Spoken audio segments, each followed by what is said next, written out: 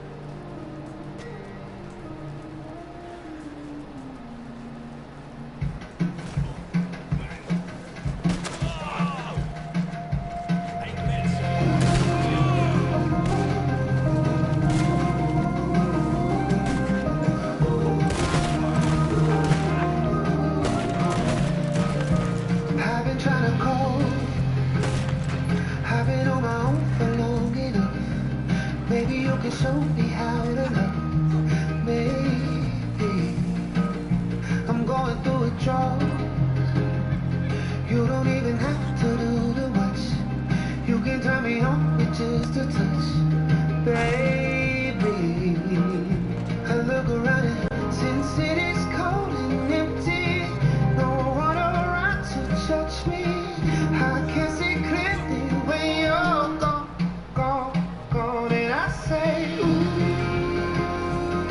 I'm blinded by the lights. No, I can't sleep until I feel your touch. And I say, ooh, I'm drowning in the night. Oh, when I'm like this, you're the one I trust.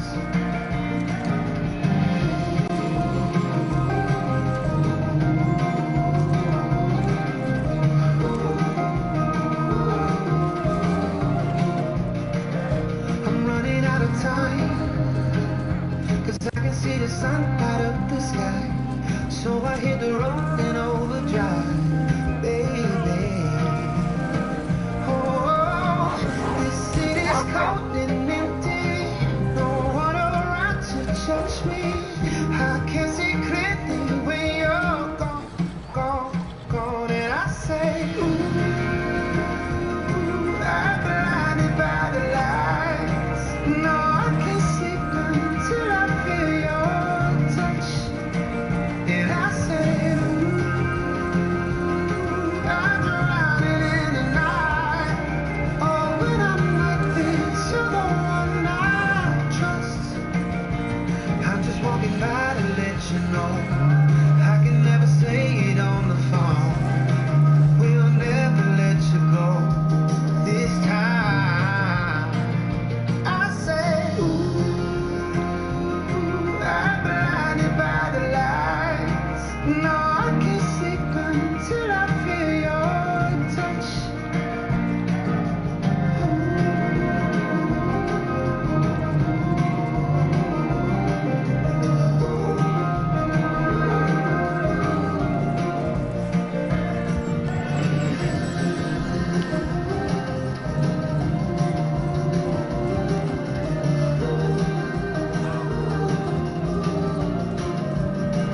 And I said, ooh, I'm blinded by the light. No, I can't sleep until I feel your touch.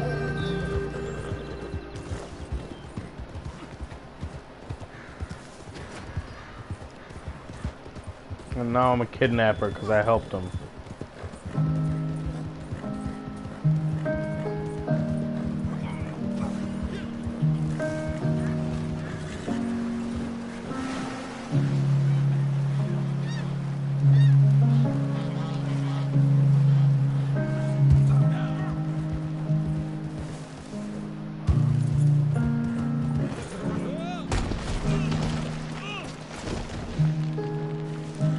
When the rain is blowing in your face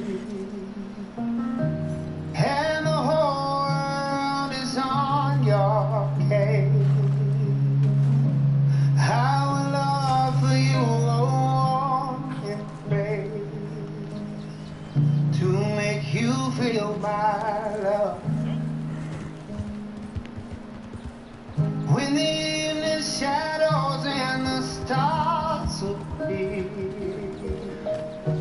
and there's no one there to dry your tears, I will hold you for a million years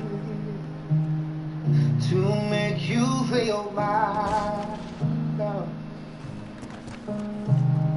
I know you haven't made your mind up yet, but I would never do you wrong. I knew that from the moment that we met, no doubt in my mind where you belong. I'd go hungry, I'd go black and blue. I'd go crawling down the avenue. There is nothing that I wouldn't do to make you feel my love. Time to show these folks that Maggie's back. Back for good.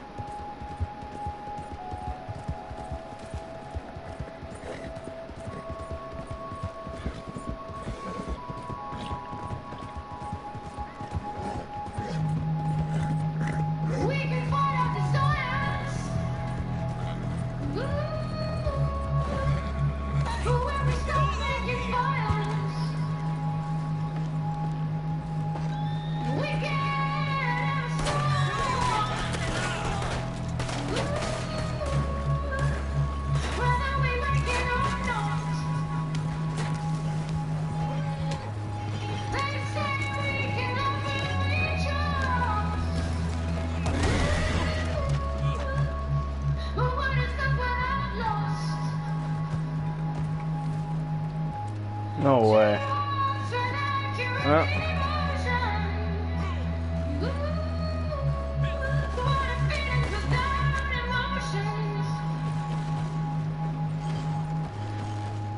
I'm going in for the kill. I'm doing it for a thrill. Hoping you'll understand when I let go of mine. I'm going in for the kill. I'm doing it for a thrill.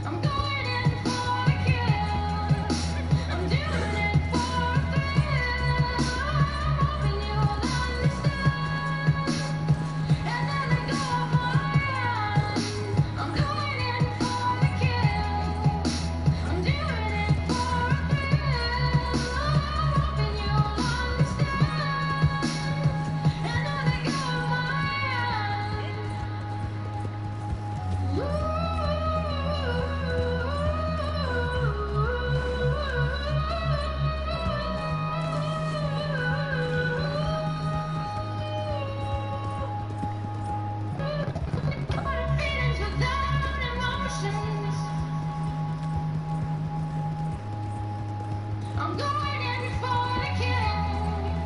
I'm doing it for a thrill. I'm hoping you'll understand. And then let go of my hand. I'm going in for the kill. I'm doing it for a thrill. I'm hoping you'll understand. And then let go of my hand. I know you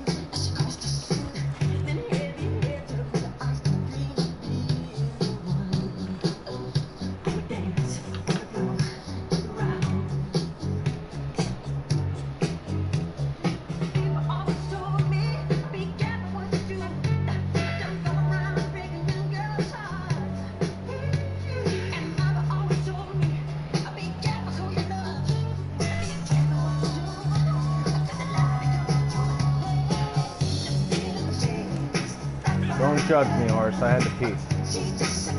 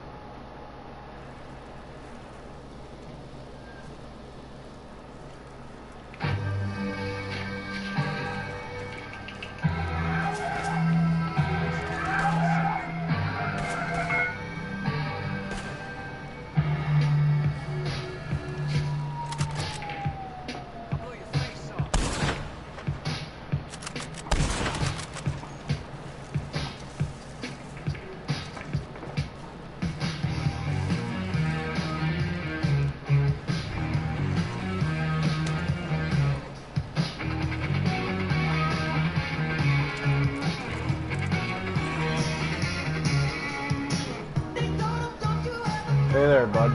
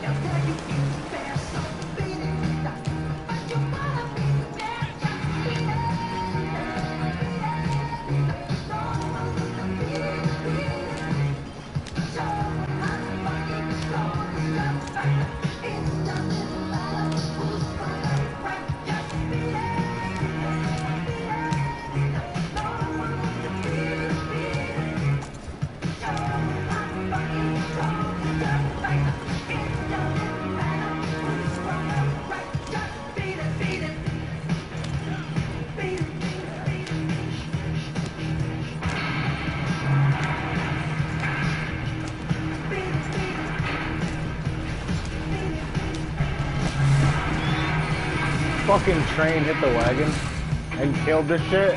Wow. No way. Should've waited. Fucking train just got me. I thought I could make it. Trap me again. It's trap again. Well, might as well pick up the mail.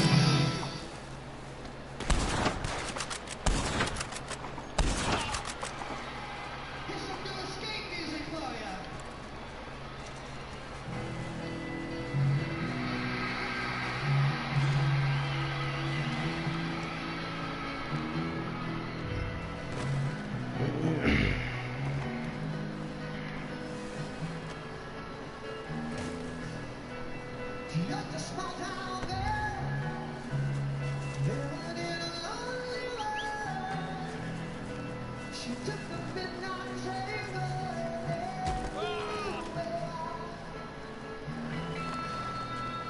Just a city girl, born and raised right here in Houston. Oh my God! He took the midnight train away.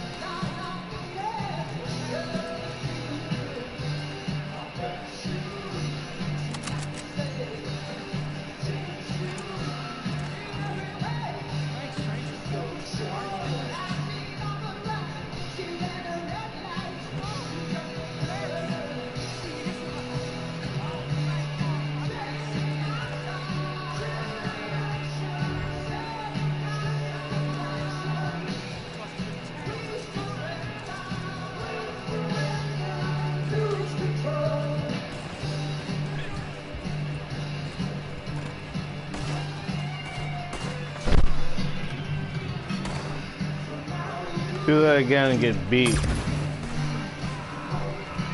forward to it. What? Look forward to it. Lay down. Next beat. Go lay the fuck down. I saw you walk by with the ice cream and almost got up. What? I saw you walk by with the ice cream and almost got up. Yeah, sure you did. I almost resurrected it. It's too early, dude. Go back to bed. No. Go to bed. Too early for your Go to bedtime.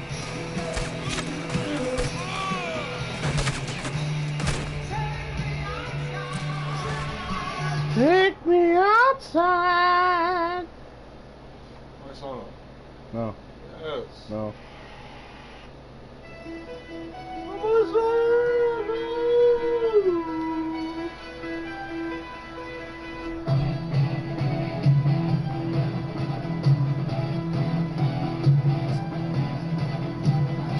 This is a song for the next portal.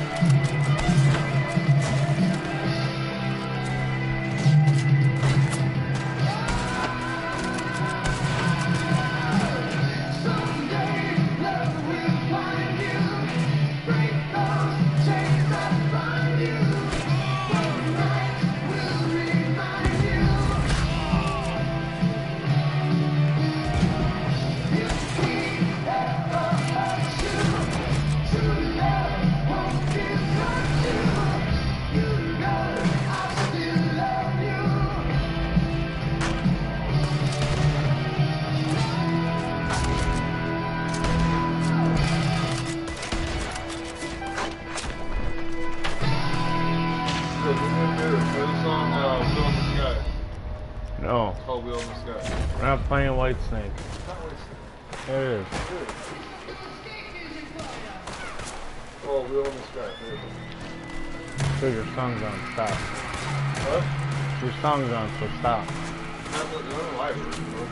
Yo, why is 9 billion people coming, dude? I don't get it. Get on the horse and let's go. Really excellent, dude. I don't even know. I gotta dispatch all these guys by myself, huh?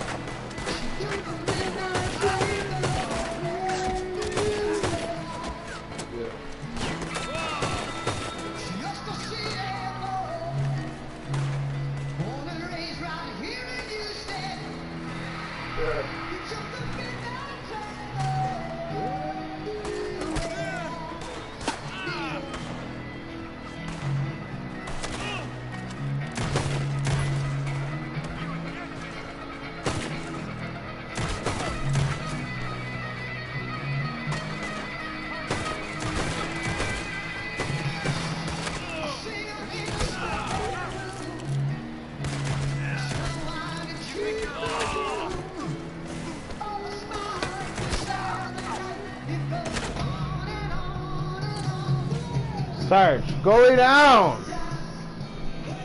I need a more cook. Dude, go lay them out. Go lay them out. Go lay him out first. Go lay them A out. lot more than 6 feet. Go lay them out, dude. Go lay him out. Drop Sarge. Hey, you said lay him out. Yo, where's the porch at, bro? What? Where's the porch at? No. Not this early, dude. Lay him out. You this late? Huh? This late? No, it's early, dude. You don't have to continue with charges, bro. You just messed it No, up. what's it gotta be one? It's gotta be one. Stop, dude. Oh, it's gotta be one.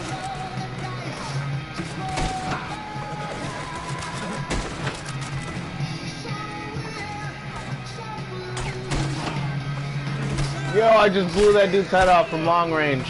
Whoa, bro.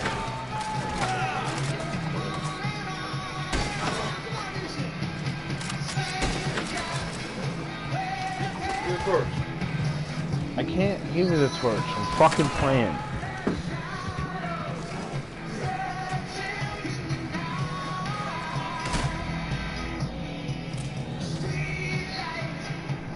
You left my door open. You slammed it. No, you didn't even work. Shut up! You did. Would you rather it be shut for sure, slammed, or fucking... I'd rather it be open than slammed. Slaughter all those people, no. Don't tell me what to do. Slaughter them. No dynamite in Don't start. No dynamite in the head. I'm going straight McVeigh, Go dude. straight through the wall. You can't get up. Look at him. Tony. He blew their head off, Too Tony. close to the company,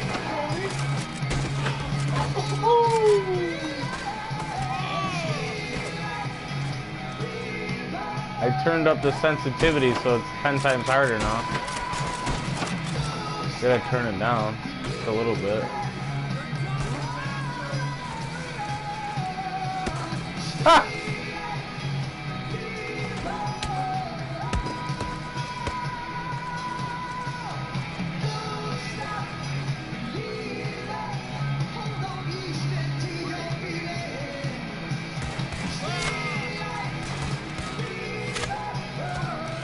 How did it go? Dude, 90,000 dudes later. Put my song on, please. Will you stop? Just message me so I need to hear it. What song? Wheel in the Sky. Wheel in the Sky. Different by Journey. It's not Journey again. Stop. He said stop. Stop journeying. It was the second. Do the second one down. The bird. It's not a bird. That's an Egyptian freaking scale beetle. Scallion beetle. The old scallion. Now they're called the scarbs. big ass beetle that'll eat your face off.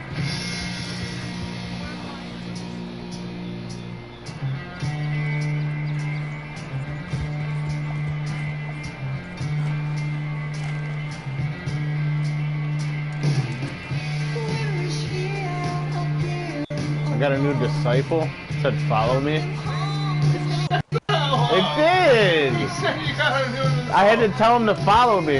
Oh, I thought you were saying someone was following. You're like trying to like creep on you. No. He said I got a new disciple. I do.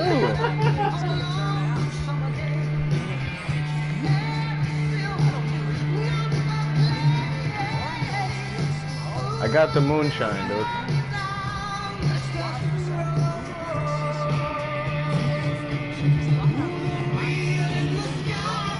The missions are mad hard, but give me a lighter. Will you stop? Wipe that off. Here. Dusty ass crack lighter. Literally. No, don't give it to me. Throw it out. You stop. You stop. You won't stop. He wakes up off the floor and starts fucking dancing. Wakes up off the floor removed. He won't stop. Dude, when I walked past you, you tried to get up and shit. I was like over you. You would have fucking knocked me over. Ice cream. Dude, you smelled it. What? Like how do you smell ice cream? It's like dessert. You don't smell ice cream. How does dessert smell blue cheese? Your upgrades, is that what it is? You smelled my ice cream? Fucking disgusting. Dessert smells blue cheese, so I smell ice cream. What? Dessert smells blue cheese in his sleep, and I smell ice cream. Dairy thing. Nah, dude. Don't start with the dairy. Dairy thing, bro. Don't even try to dairy me, dude. Not believing your dairy lies.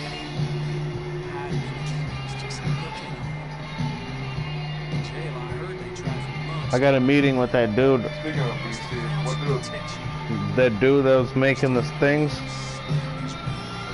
Making the anti-nano devices. Oh, really? Yeah. Where'd you find him at? He's got a YouTube.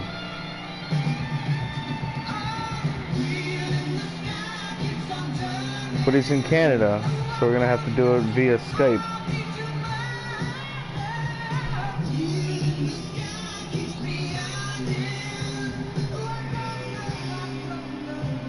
He made a grounder, dude, so the frequencies hitting you to set off that shit don't happen. It goes right into the grounder in your pocket through a fucking wire. You can make a shirt like that.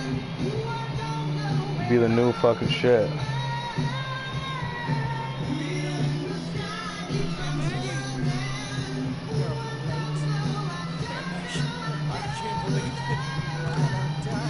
That's your disciple. One eye, old one eye. You know what that means. One too many nut shots in the face. No, neck blood. You get that dead eye, like Satan. Can I get you some soup or perhaps something? Satan's eye was destroyed when Michael threw him out, along with everything else he destroyed. He has a slash right here. He's literal Scarface. Thank you for this. And his eye's fucking destroyed. Go down and grab yourself. That's why they worship the one eye, the old one eye. Extra cut out of my side of the business. You earned it. What are you waiting for? The rest you can remove yourself. You won't stop, dude. Listening to Journey and fucking taking gigantic fucking dabs at 7 a.m. Fresh off the floor. You're living the dream, kid. Fresh off the floor. You are. You're living the dream, kid. You said fresh off the floor. You were. Fresh up a little bit. Can I have a drink? Fresh up a little bit. A little moonshine? Fresh up a little bit. No. Please, huh? It's 9 Yeah, o'clock but in you the can't morning. really hear this guy. He's got a Stop. little voice. Stop.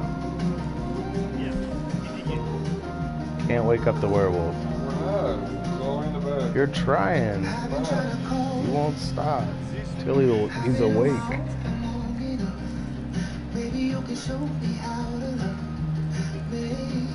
What flavor moonshine we gonna do? Grandpa's old cough medicine? No. Huh? Save your money. No. You don't need ammo. What? You don't need ammo. Save your money. No. Since it is cold and empty, no one around to touch me. I can see clearly when you're gone, gone, gone. And I say, ooh, I'm blinded by the lights. No, I can't sleep until I feel your touch. And I See, dude? You broke it again. say,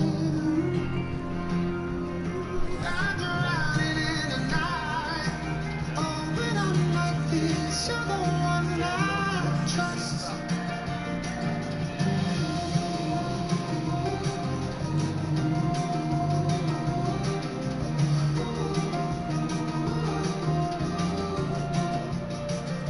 I'm running out of time, 'cause I can see the sun light up the sky.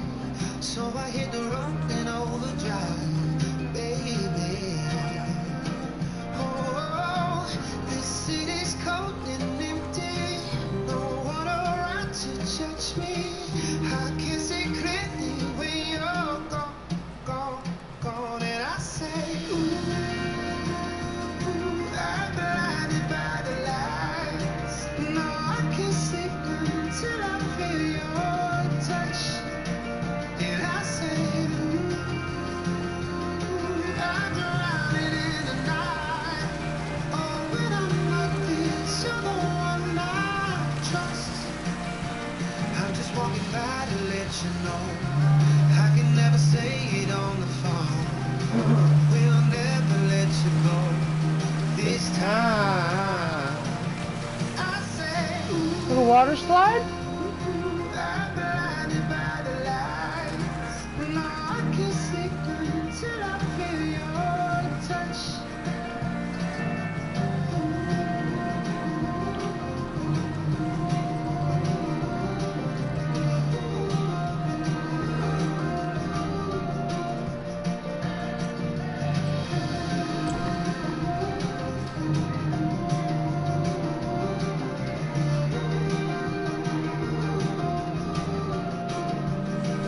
And I said, ooh, I'm blinded by the light. No, I can't sleep until I feel your touch.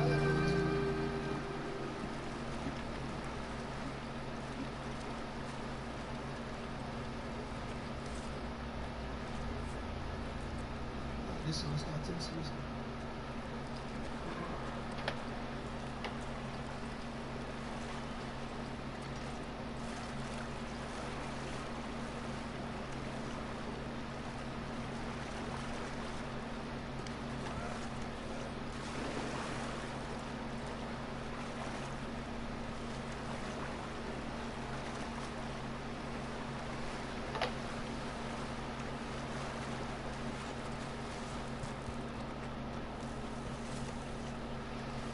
This is like take 3 or something.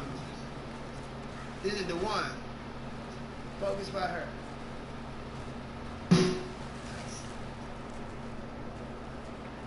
Yeah, good.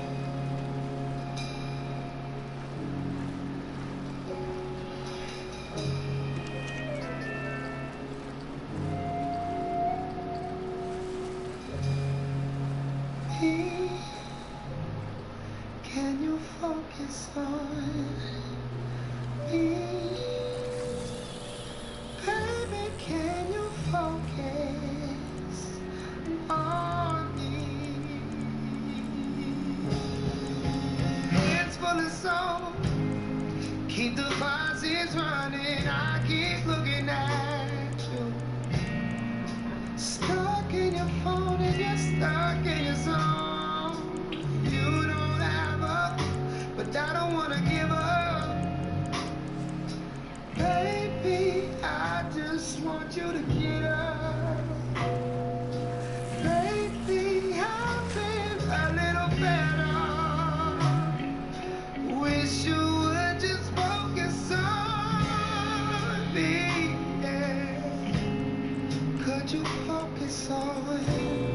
pretty good moon. Baby, can you focus on me? Lazy and broke, but I get this money, so I guess I can't call. Right? But I feel alone even when we're alone, and that don't cost nothing. I don't wanna give up, baby. I just want you to get up. Lately I've been a little better. Wish you would just focus on me. Can you focus on me? Baby, can you focus?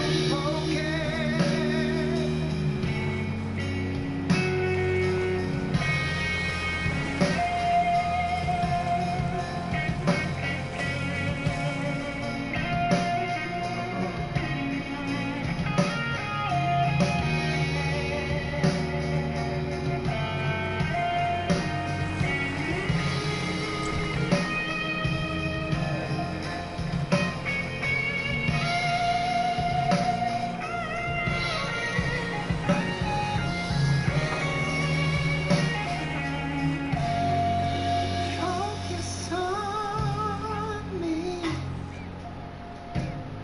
Can you focus on me?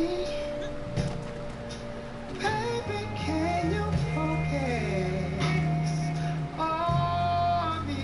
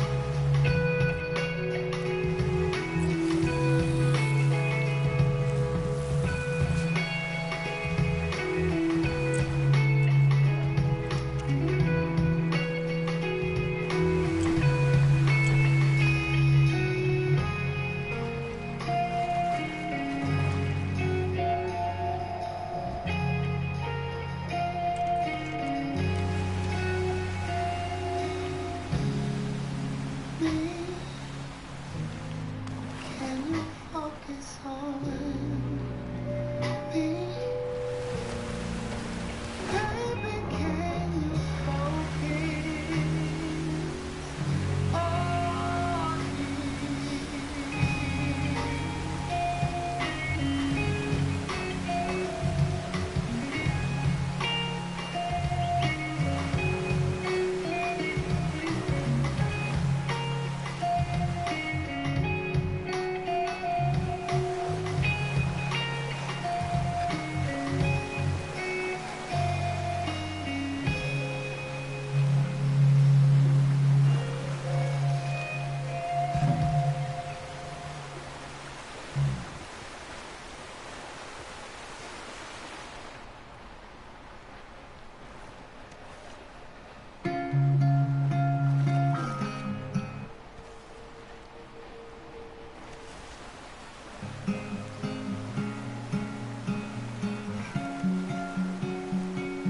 I'm going under this time of it is no one to save. It's all or nothing, really got a way of driving me crazy. I need somebody to hear, somebody to know, somebody to have, somebody to hold. It's easy to say, but it's never the same. I guess I can't.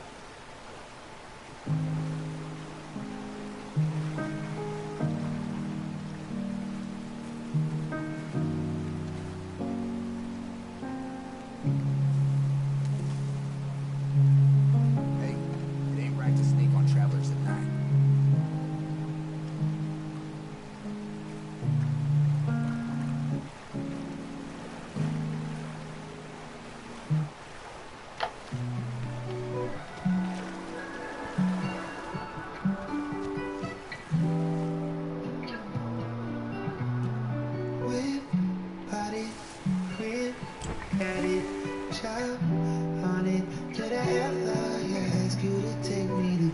Chaplain and periwinkle, sailing overseas and just trade me a Gucci note. All I ever asked was you to pick up the phone when you're alone. All I ever asked was you to show me some love, kisses and hugs. Oh, I never had an issue, go to the club with your boys, baby. I never wanted you to stay too long, just wanted you to show me up.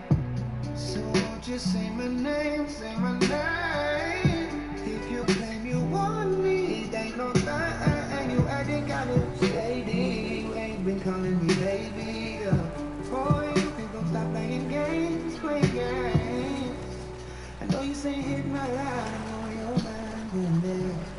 You want this bad, and I'm cool with that. I'm just trying to match your words with your actions. I need more than satisfaction. Is you really about that action? Really wanna get y'all flex in front of your friends. How that work? Way that you're doing the most. We take a picture, get post. How that work? With y'all talking back that shit up. So won't you say my, say my. So won't you say my name, say my name. If you claim you want me, it ain't no thing.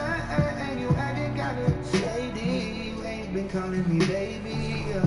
Boy, you think don't stop playing games, playing games.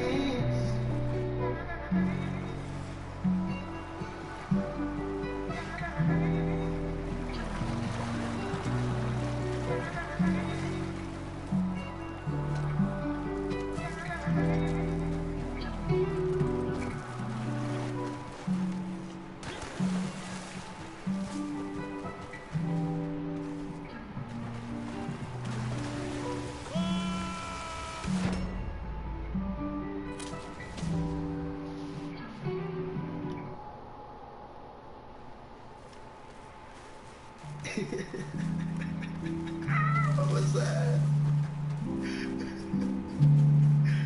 Oh God.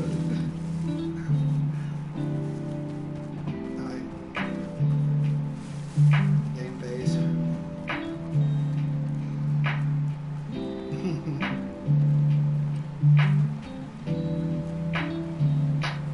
Can we just talk? Can we just talk? Talk about where we're going before we get lost. Let me out first. Can give up and hold it.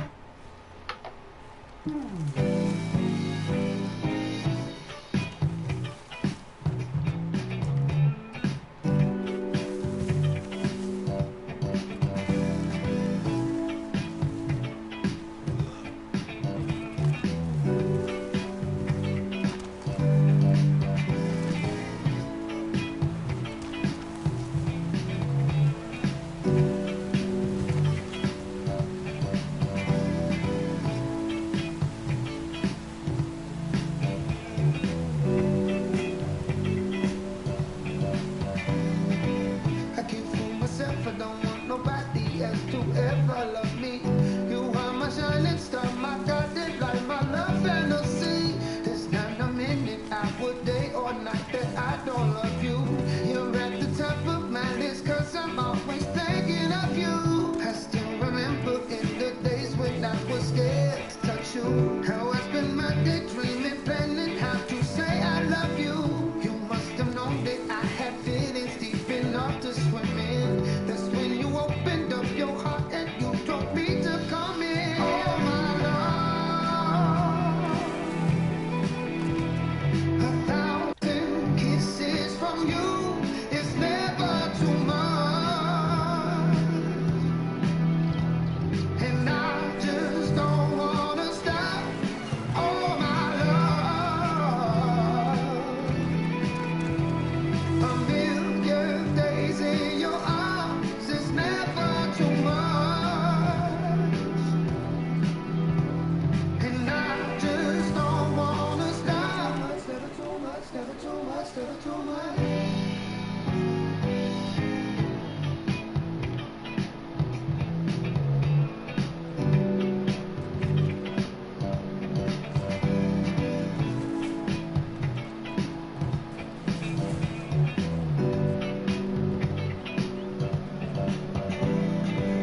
Woke up today, looked at your picture just to get me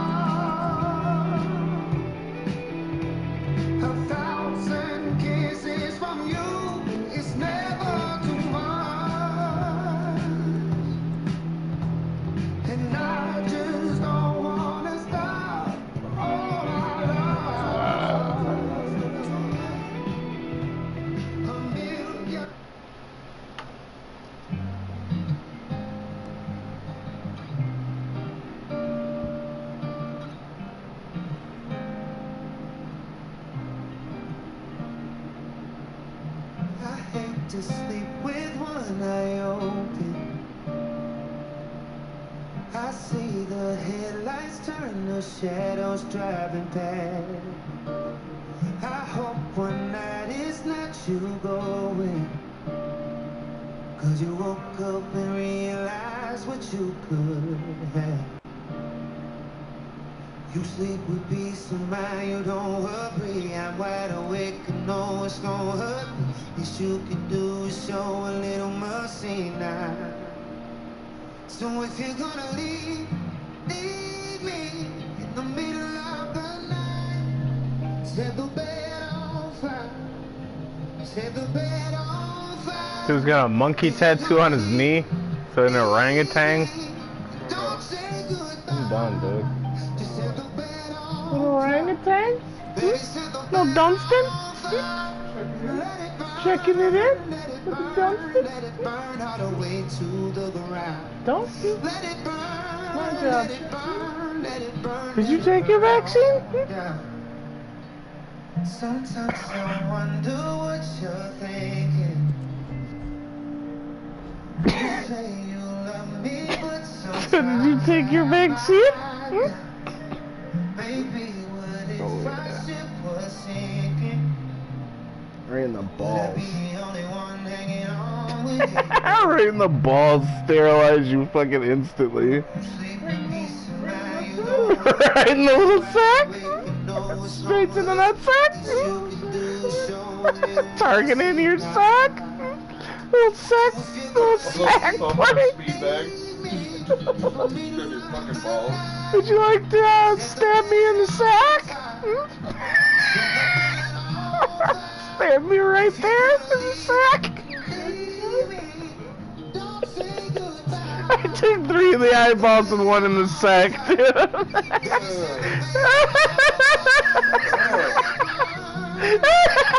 I took 1 in the sack just to be sure. Because I wanted to be cooler. Yeah. I took 3 in the eye and then I said, wait, what if I'm not sterilized immediately? Shoot my Well, if I'm not cool enough, sack. shoot me in the sack. I'm not cool enough. Here, lock it.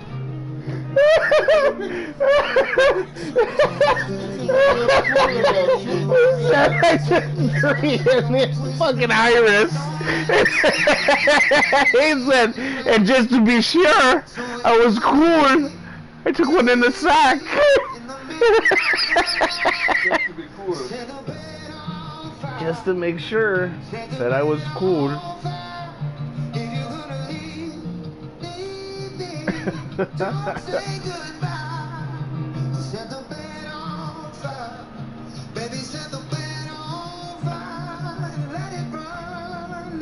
Oh, dude, a needle in the sack, dude.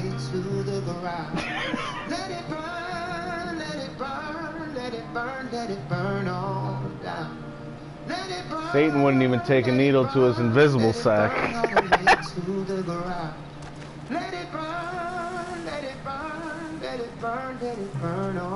Maybe he might. I don't know. Isn't he into domination? He's brutalized. He brutalized himself.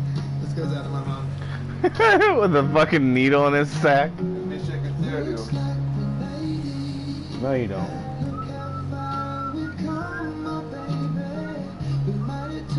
Stop! With the Shania. Stop Shania. Shedding.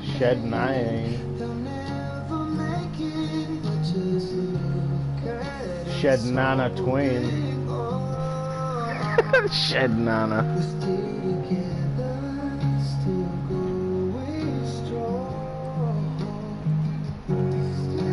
He won't stop.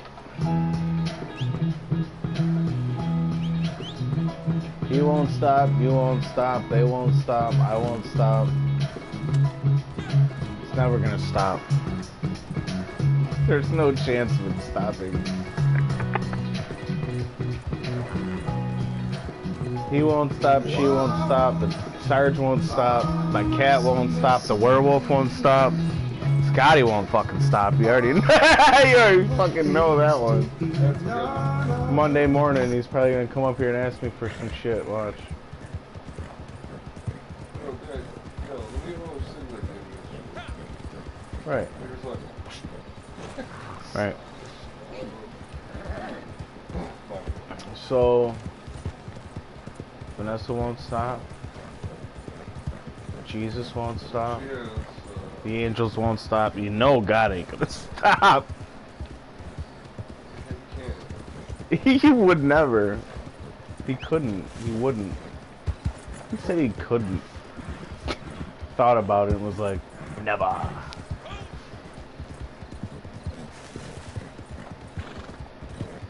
That guy just can't. No. So since nobody's gonna stop, I guess it's just time to go. Yeah, right? I guess. It's not time to stop, it's time to go.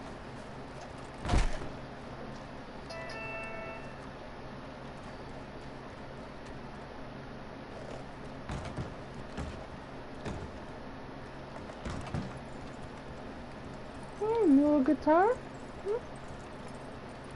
Little examination? It's gonna tell me something?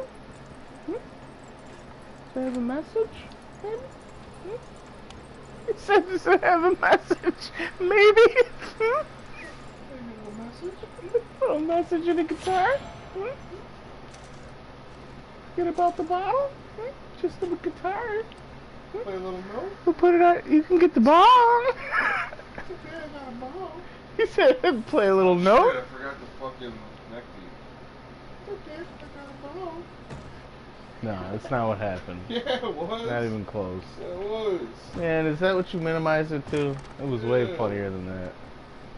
Alright, you tell me what happened. I can't tell you. No, because you can't see through my point of view. No. Your four brains can't handle that. No. Just don't know. I know. Trust me. Oh. I act like I don't know. That's what keeps him going. Just act like I don't know. But I know.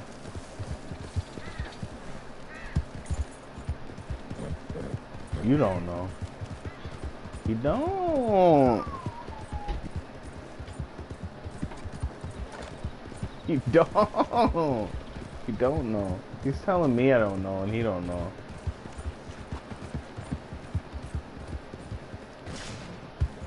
He said I couldn't like it.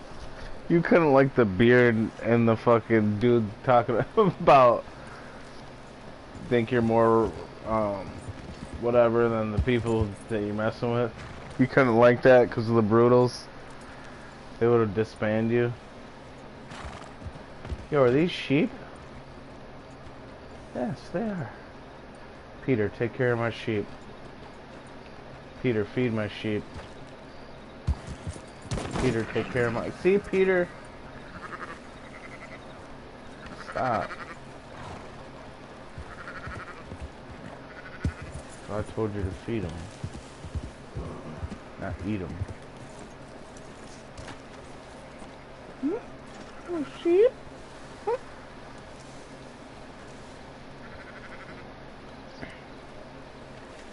Got Randall working over here now.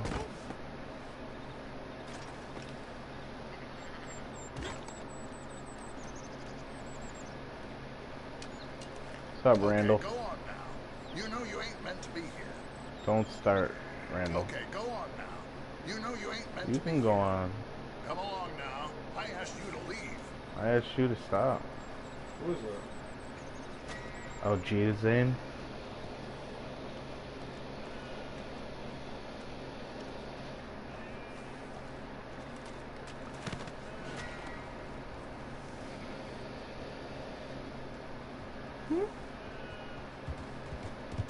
Take a little horse.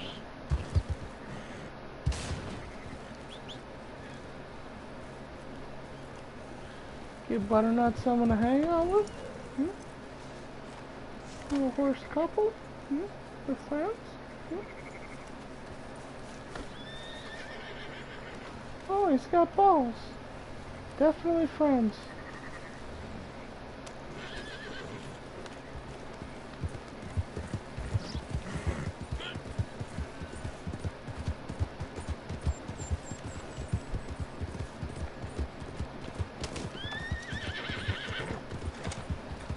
You gonna fight the good fight? Hmm? You do warfare? Hmm? You put your armor on? Hmm? Think you're gonna win it? Hmm? Capture the flag again? Hmm?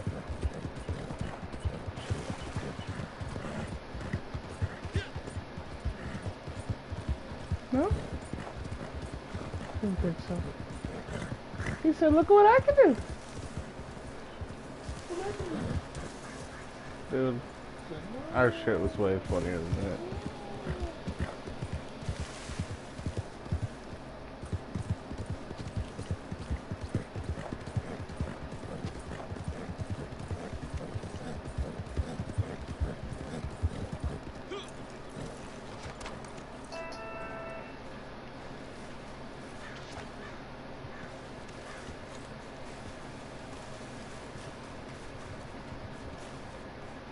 Little half cross? Hmm? Little wagon? Maybe some gold in there? Hmm? What the hell are you doing? Get out!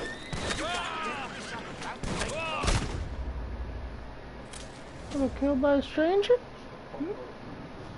What? You gonna go to Google? Hmm? You gonna Google me, baby?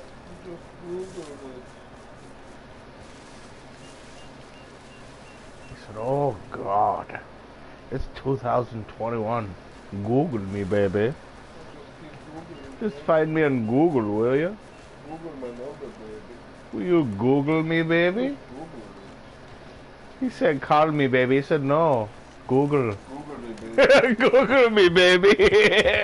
No, I will not give you my number. Google No, I will me. not call you, maybe. Fine. Unless you just Google me, baby. I wouldn't quite tell him how to get. Just Google it. Just Google me. Everybody's asking him for his phone number. Yeah. He's like, no, no, no. Just Google. it. Just Google me. You're already Googling me. Just Google me. What about the Google? Stop Googling and Google. Don't understand them. Don't understand them.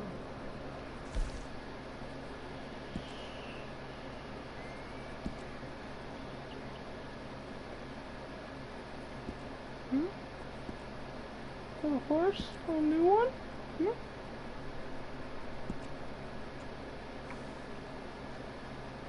Still got more slots. Trying to use some gold. Hmm?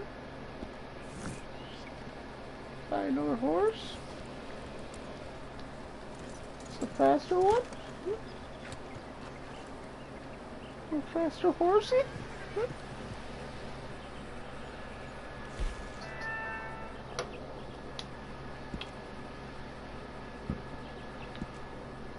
Oh, it's a horse sale.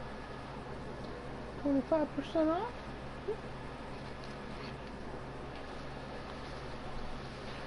Get the lighter. We're done shedding. You won't stop?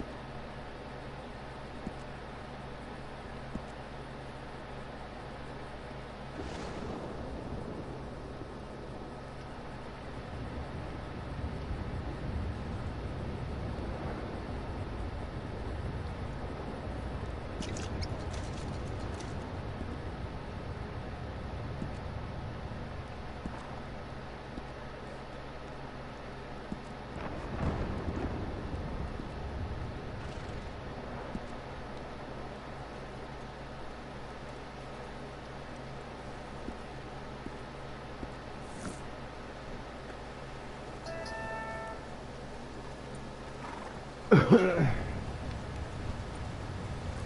doing this for? Come on. You can end this without.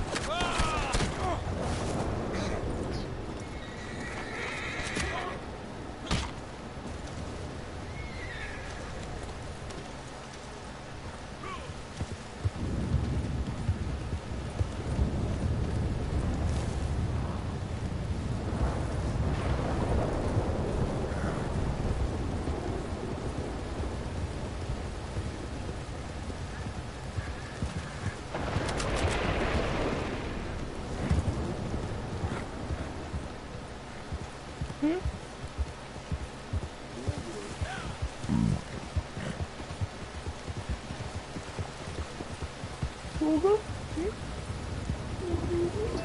Google?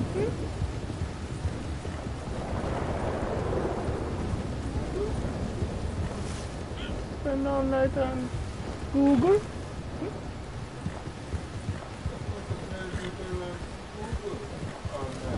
I've seen your activity on your mobile touchscreen, unpluggable, wireless, extremely expensive wireless device touchscreen. And you were Googling? Have you been Googling? I know it all. Have you been Googling, Tony? He said, you know how I know you know I know? You been Googling? Tony,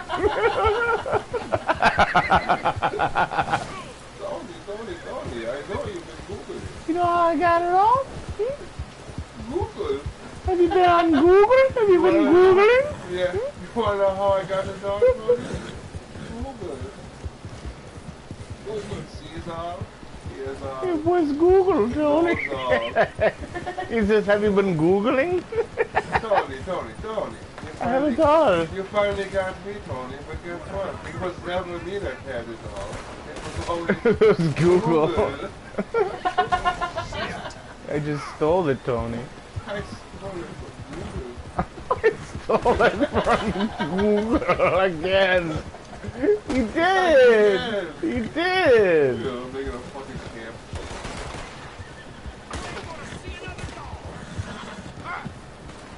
I'll take that. Right with it, Oh, there's so many of them. I'm gonna throw in some good swashbuckling. Swashbuckle? Swashbuckler?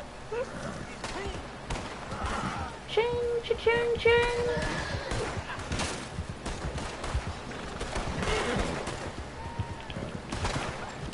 What the? You got allies over there with you? What? You got allies with you? No. Those dudes are protecting their home and I'm helping them.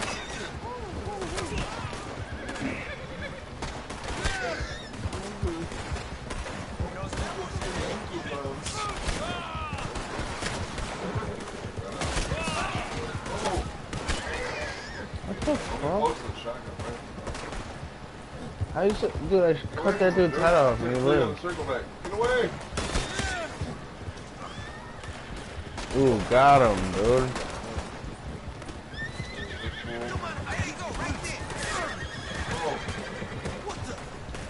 He said, what the? You know, I'm start hacking them all up in the first. No. Don't stop.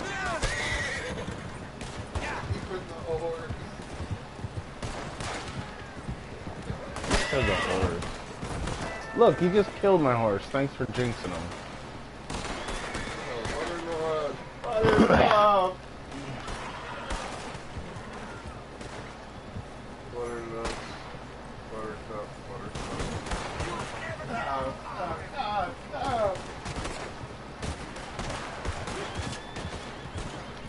Have you been Googling? You been Googling, Tony? I haven't Googled in fucking 2 years. Have you been Googling? No. I go private, they don't know. They don't know. They don't. They have everything around, bro. When he said run tone, shut up. They have it out. For my portable touchscreen Googling devices. They have it out. He said Googling devices.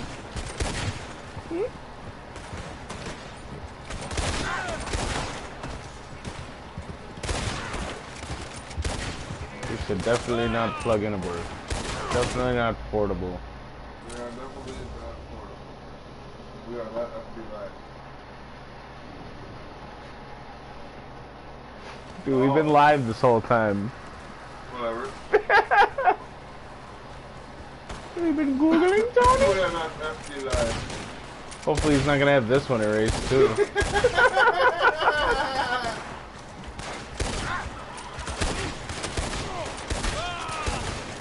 They didn't even get a strike or nothing, they just took it. For giving it out to people to watch it. But I can't have it.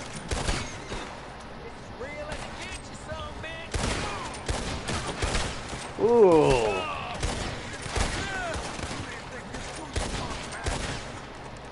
Really, dude? Abe Lincoln? Black Abe Lincoln with the hat? Come on, dude. Stop. You're shedding again, dude. Don't ask me what I'm doing like I'm the werewolf. Don't say, what am I doing? That's what I tell him. Well, what are you doing, werewolf? And he starts to look at me and smile.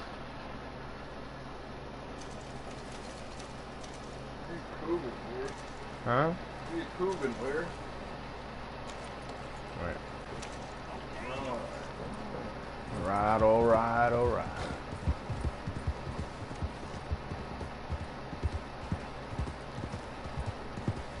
I gotta go to bed, dude. Speaking of the werewolf. You do? Yeah. What do you mean, you do? You do? Hmm? Bed? Hmm? You do?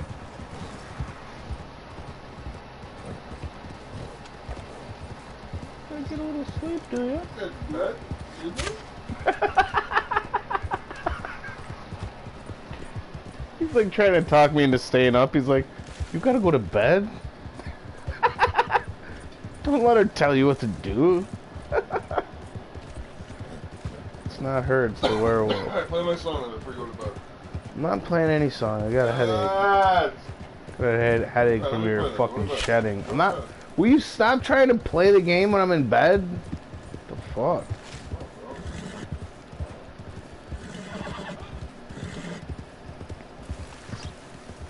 Gets up off the floor to play the game. Oh, yeah. Where'd he go? So many minutes. That was a real dude. Nice, yeah. Nice. That's over here to stay up, though. Bro, did you fucking see that shot? No, you didn't. Record it. It is recorded. It's live. Oh. He's coming back. Split his shoulder blades. Will you stop? He's trying to talk me into mutiny. There it is. Yeah. Sorry, bud. Didn't mean it. Yeah. It's the Chi-Coms, Tony. His name is Chi-Town. Dude, take him out. I'm not gonna kill him again. He's a Chi-Com. No, you Tony. can't. Tony, you can't be trusted. You better run, Tony. Yo, what does he got on the back there? He already skinned it and he put it on his I don't know, horse? steal it. Dude, he's got a skinned animal on his horse. Steal it, What the fuck? It's inhumane. Steal it. Dude, did he really put a skinned animal on there? Yeah, dude, take it. He did. No! I don't want a skinned animal. It's no star. His no star, no pelt animal. What, you gotta help him back or something? No. Get him. I'm not doing anything to him. He got hit hard enough. He didn't deserve that. Even if he did have a 1-star skinned animal on his back of his horse. His name's Chi-Com. Yes! Dude, Steal the shut animal. up! Steal the meat! Don't steal the meat off the back of the No! Not a meat thief. Just do it, dude, do it. Dude, Do no, it. stop. Just to piss him off. Why? He's calling his horse. I'm not No. gonna be able. Oh! Take his horse out. He's coming back. Take his horse out. No! I'm not killing his horse for his meat. Oh, he's gone. Take it. He's gonna kick you, dude. Get over here, little horse. Yes, go find him now. Yes. Say, yo, go. He's gonna shoot your head. Dude, I'm trying to take the fucking deer off. You should have stayed on his horse. No. That's why he couldn't call him back. Dude, shut up. You No. shouldn't have made me shoot him You should again. have just rode around on his horse for a couple hours. And he couldn't play No. with his horse while he was online. You can't have two horses, right? He can take it if I get off of it. What I'm saying, if you just didn't get off it. Well, he'd Stay have on to it. kill you. That means he has to walk around while he's playing. You have to quit and come back in. Where'd he go? He left. Took his horse and went home. He did. He went back to Chi-Town. Oh, yeah, start a fight. Oh, It's like 20 dudes in there. Just throw some dynamite. no. That's what you would do. Yeah, buy me some before you go to bed. Buy you what? Dynamite. No. Oh, yo, where's all the gold? Did you buy the... Yeah. You bought the...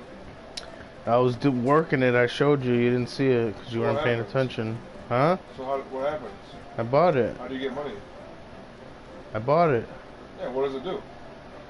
You get a moonshine still and start selling it, making money. You do missions through the moonshine thing. You could drink moonshine still. Oh yeah, you were saying what kind should you have. I didn't know what you were talking about.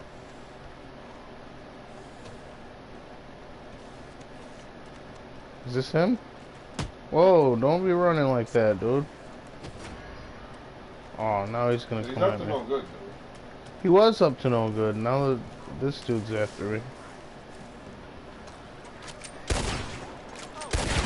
What the fuck? It's Chi-Town again! Did you see that? Was that him? Yeah, he got shot right in his dome. Why'd he come at you like that?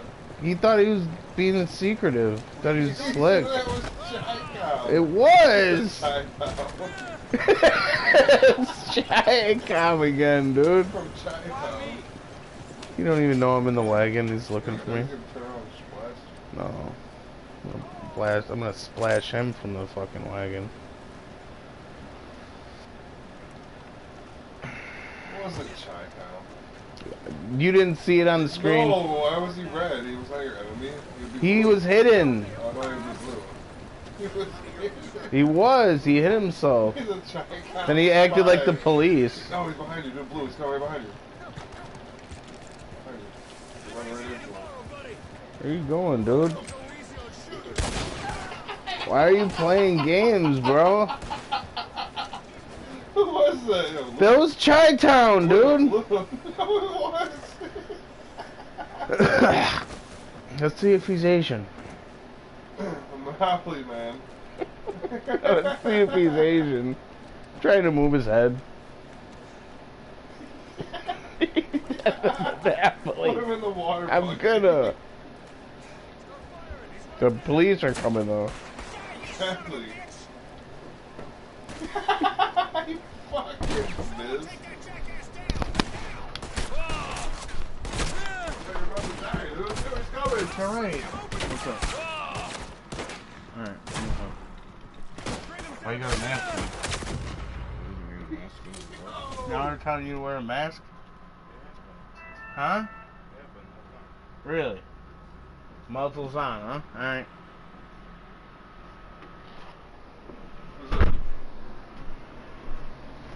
Yo, you got killed and you both. It was my Uncle Tony. Yeah, you got killed and you fell in the water, and so did he. It was like you stacked up. Good. You gotta get muzzled? Scotty's For what? doing muzzle in class, dude. We're doing muzzling again. How? He's gotta wear a mask. Oh, what? For what? Because he ain't got a vax. What school is he going The high school?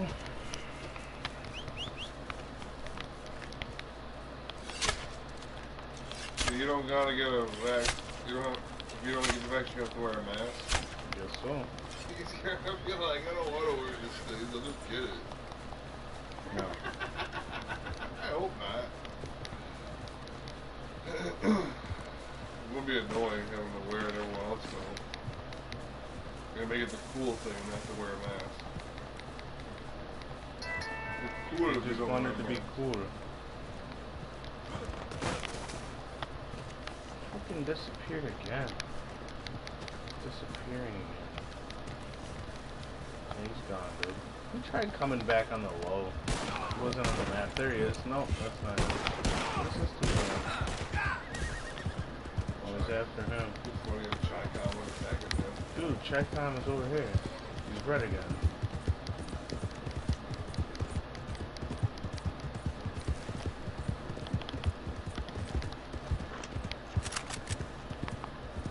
See him? It's not him. Are you joking? You don't see him? Go, go! Bro, you're fucking this up. I should have sniped him when I had the chance. What is Chi-Town? You said It's Chi-Town. Chi-Town. Yeah, because he's from Chi-Town. He's a Chi-Town, dude. I don't know. It was Billy. I didn't let him. It's like a cheap shot while you're distracting me. Not distract shit. I did. I told this guy was coming. Yo, Chi-Town's talking in 1989. Yo. Yo, Chi-Town. Yo, Chi-Town. Where you at, Get dude? off the horse. He's in Illinois. His mic is echoing, but he's not talking. Take him out. Stay off the horse. Oh, he is a Chi-Com. He sounds like a little Chinese kid. Speaking Mandarin. Speaking that Mandarin. Yeah, it's like 10 p.m. in China right now. It's about bedtime, Donnie. Chi-Com don't sleep. Oh no, he's speaking Dominican or Puerto Rican. Alright. Alright. Oh, you're a little Spanish. Little Spaniard. Hmm? He's a Chi-Com Spaniard. Don't make me do it, bud. No, don't wave at me.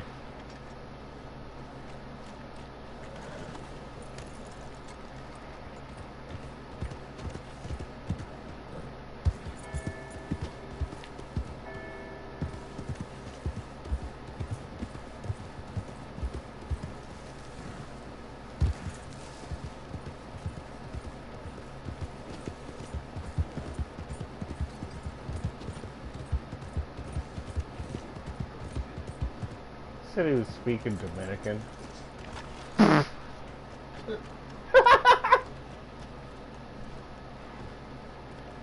like the way that goes? Don't hide, Chi-Town. Here's a full of shit straight for you. Bad idea pointing that at me.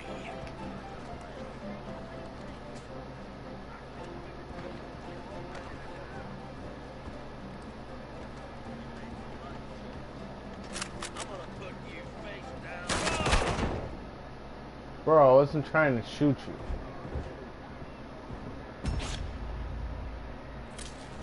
Shoots me inside the bar. Because I was aiming at him.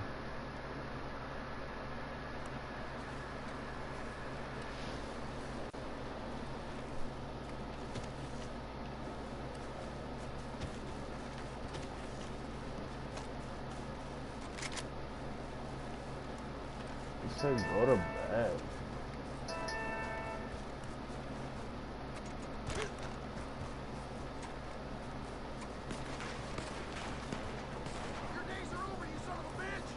pretty good move.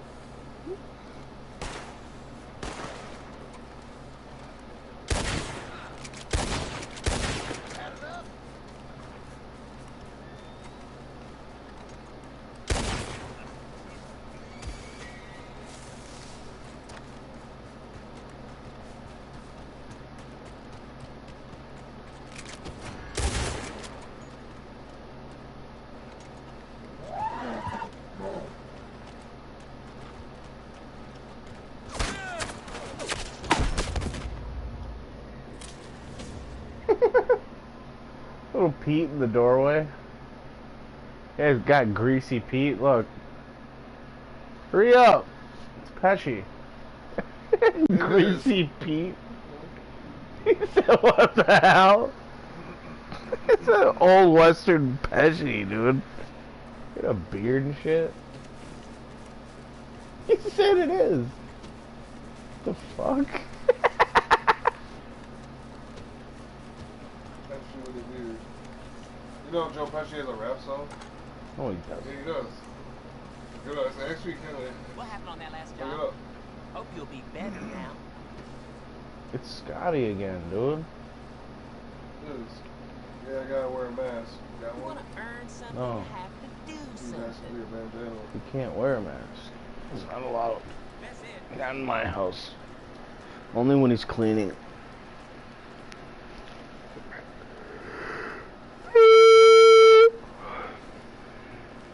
Damn, dude, it's 8 o'clock. I'm gonna take my assorted biscuit self to bed. My assorted biscuit snatching self to bed. What, dude? Stop. No, like it's funny. What was? What I read. No. It was me. All along.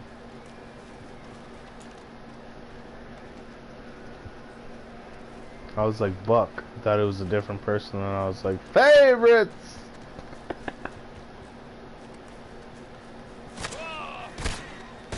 Oh, it's chai time. I said chai time.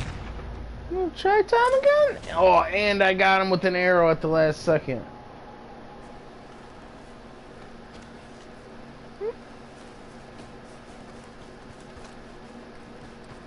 Send you back to Chai Town?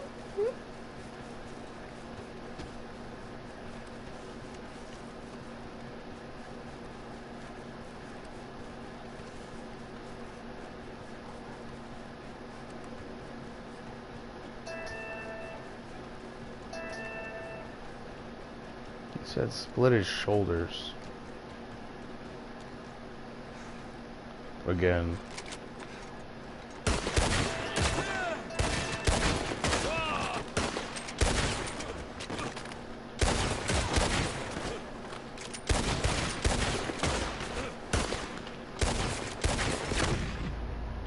What the hell was that?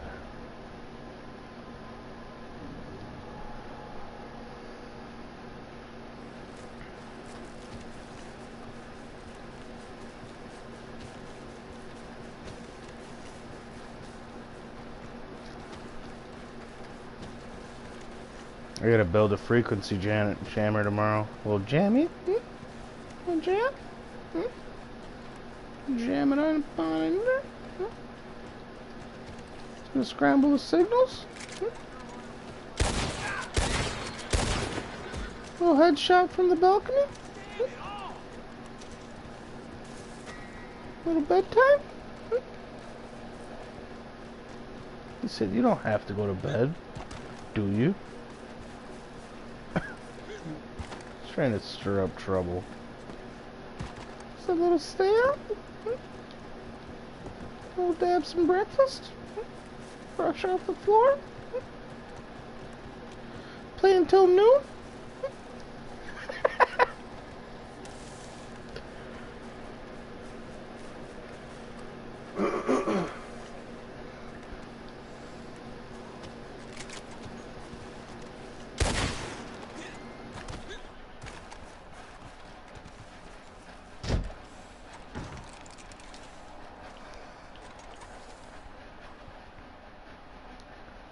Going to jail? Hmm? You a jailbird? Hmm?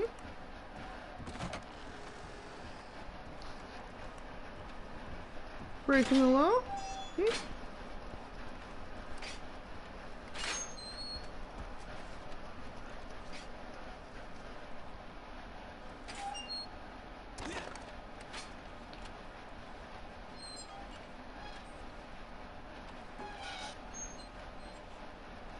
Alright, dude, now I gotta stay in jail.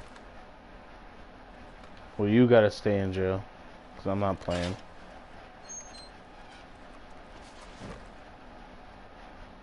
Look. Why are you in jail? Broke the law? Hmm? Is that your boy? Hmm? Alright, so there's no way to get out. You just gotta lay in the bed and wait your time out.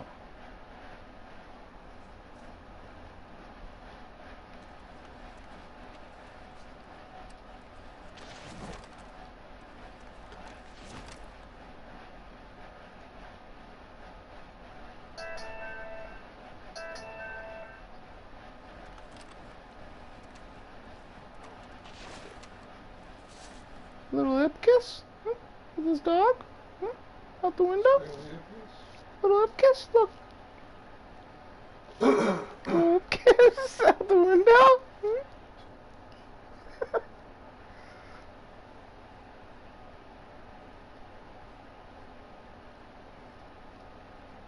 Passing notes? Hmm? Take a little nap in jail? Wake up? Right there fresh off the floor? Hmm?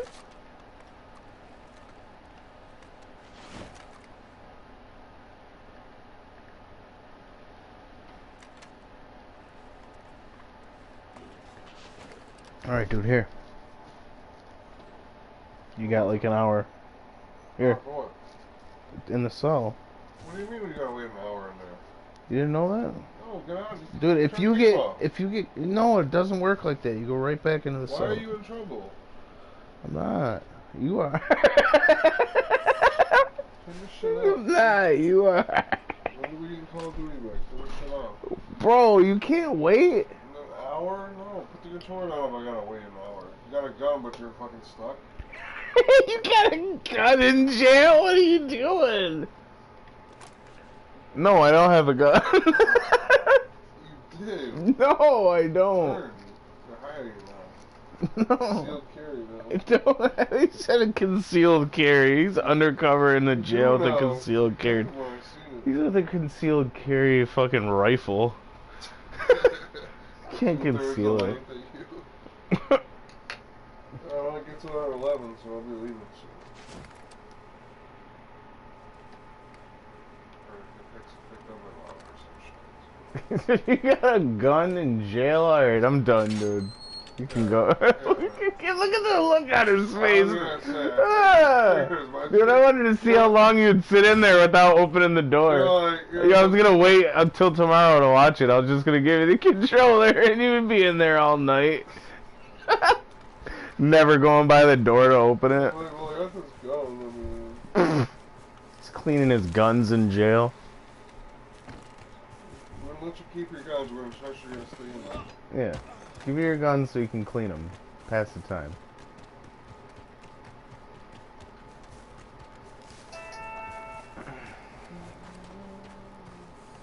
He said an hour. He said turn the game off. Don't work, dude. You go right back in the cell. You load back into the cell. How fucking stupid would that be?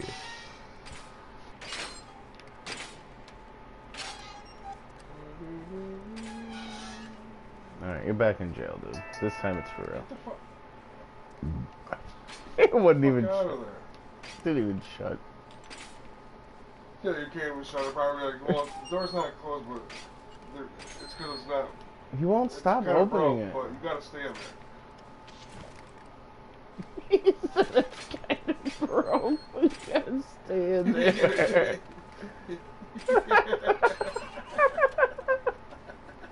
I'm done, dude. He just stays in there all night. He just sits there. He's like whistling Well, for a yeah, little wait bit. for the guard to come let you out. But, what? But, yeah. Wait for the guard. No one shows No up one ever He's comes. waiting. Like, well, at least the controller's charging. It should be coming. He said, "Door's a little broke. You gonna stay there?"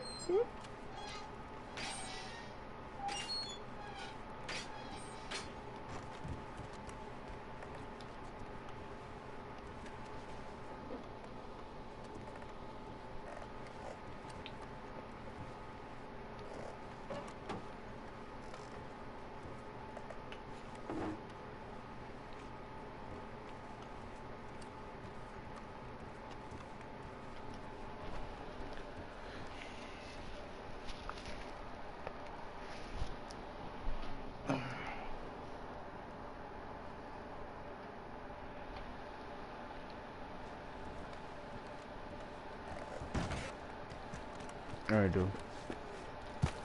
Slow down. Huh? Slow down. No. I want you shedding on it. Gotta use the other one anyway. Bacon? Yeah, I want some bacon. Look, Big China Pig it's called. Tricoms again. Always so Can't even get a pig anymore.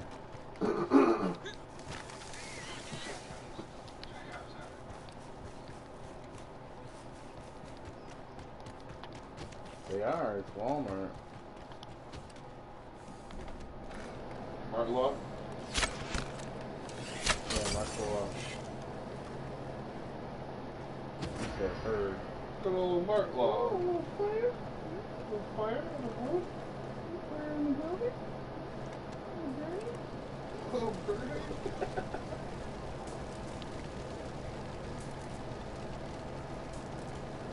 It's burning down? Little bit? Little burning? Little burning?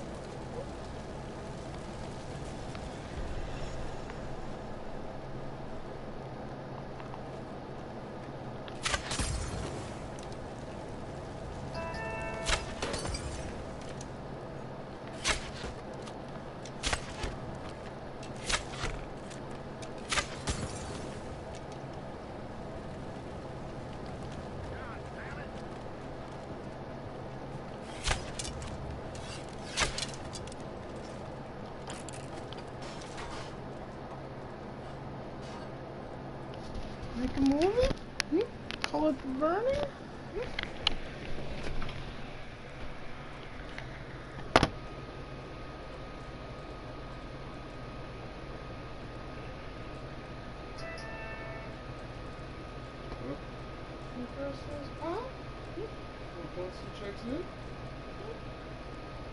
Is that what you've been watching on your phone out there? Little dumpster?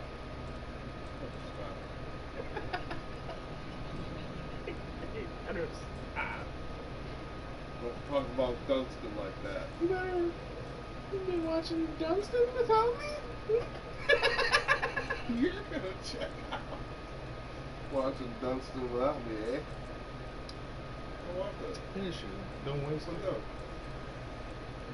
Don't drink a butt one. Oh. Don't. Alright.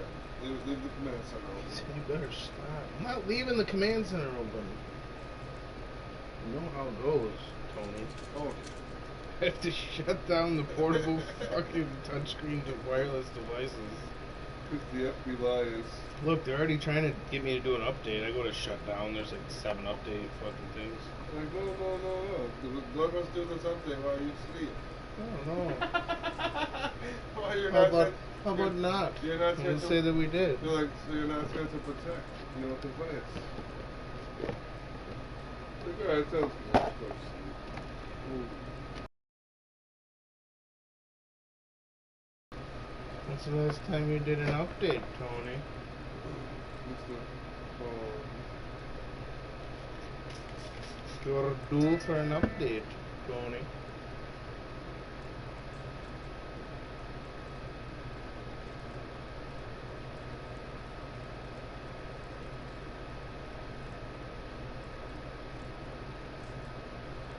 said we have it all.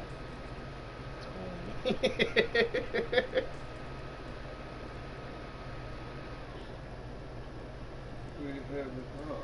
Said, do you know how I will make you know But we do have it all? that we have it all? He's like, how? He said, have you been Googling? Like he's throwing a fishing rod out there. He's fishing. He knows everybody's been on Google, so have you been on Google? Tony? Have you been doing a little Googling? Googling? Where else are you gonna Google it?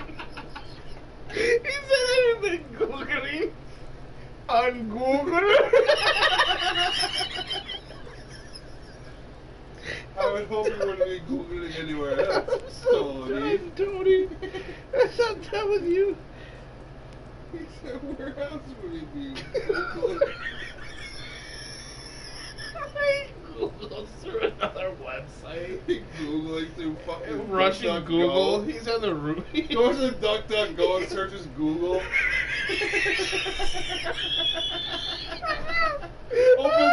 opens up a backdoor portal on the fucking midweb. He said he DuckDuckGo Google.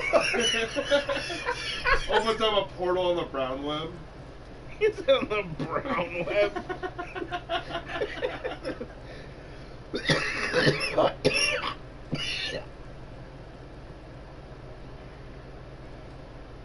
That's the new one, the brown web. That's the ones that the ghillie spiders. It's not quite open, not quite dark. It's like the brown He web. said he Googled it. He went to DuckDuckGo and typed in Google. He said, where else would I Google, Tony? I Google everywhere. He said, have you been Googling? On Google?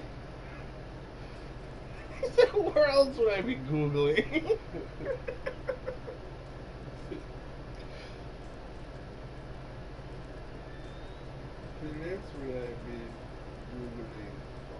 Where else could I have been Googling, Tony?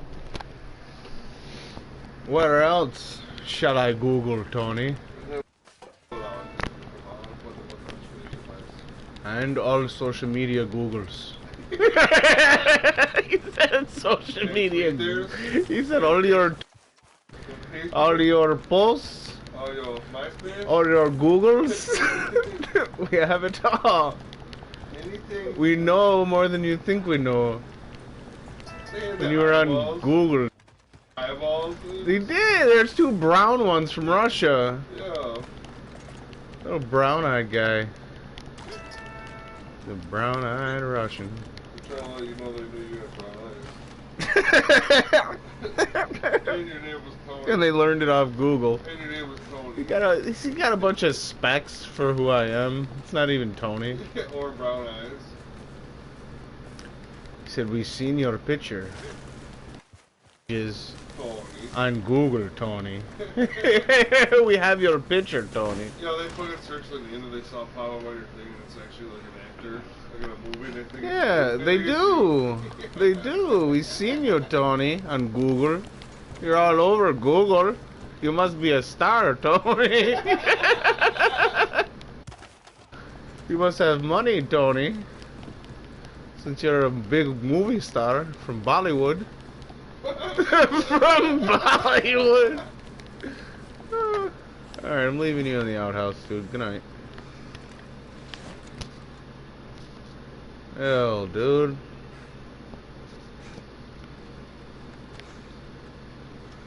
They just pooped right on the ground, dude. Look. Imagine that. Ground penetration? Pushing the dirt, mouth into the dirt? Every time you go? There's like a dog poop?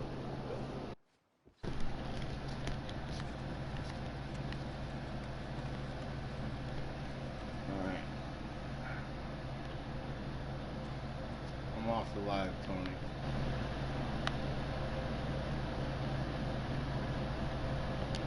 So you think. What the hell? That's what's controlling.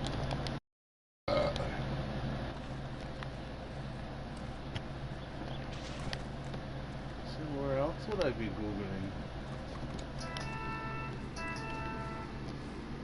Maybe on Twitter? Maybe we've been Googling on Twitter, Tony? You've been tweeting on Google?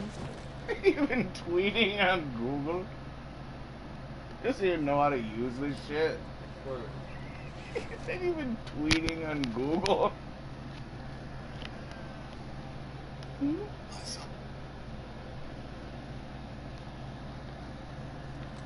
Seen you on Grinder? Big Bollywood star?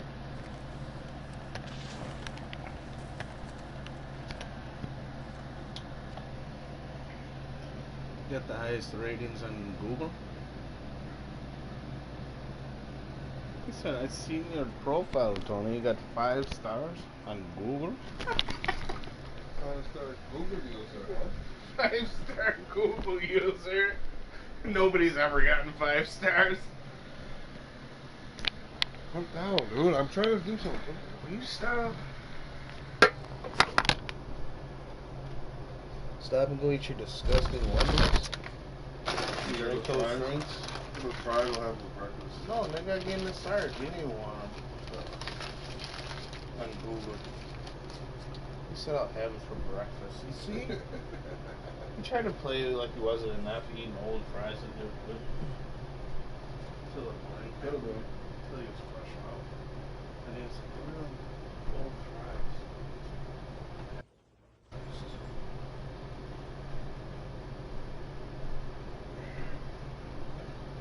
What'd you put in here this time, dude? It's nothing, man. Let me get some of that. No. You electric.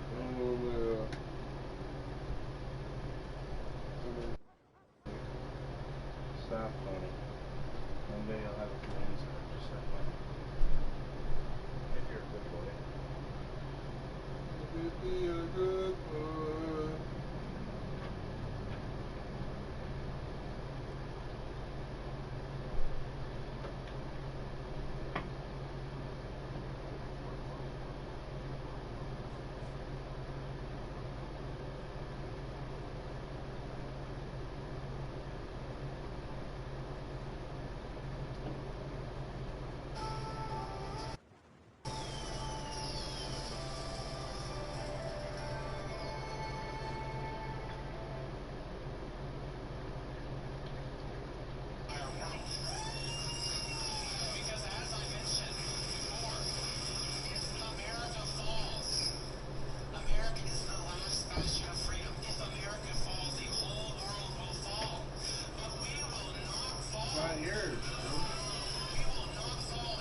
Don't drink the stop.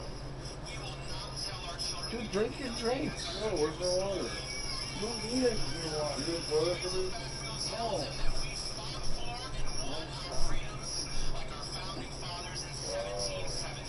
Your bottle's over there. Come over. Oh, what's in there? Moonshine, take it. I want the other water. Take I want the water you got. I'm gonna pour this I want the water you got. It is the water, right? Are you fucking blind? What? It's not bad. Yeah, it is. There's There's only only 2 in here. No. You stole mine. No. You stole mine. No. Yours has a dented. I know, I popped it out. You stole So it. you fucking popped it out like I told you not to. And you That's didn't- yours, now dude. you have mine. No, I wouldn't drink out of your shot. I had a cap. machine. I had a cap.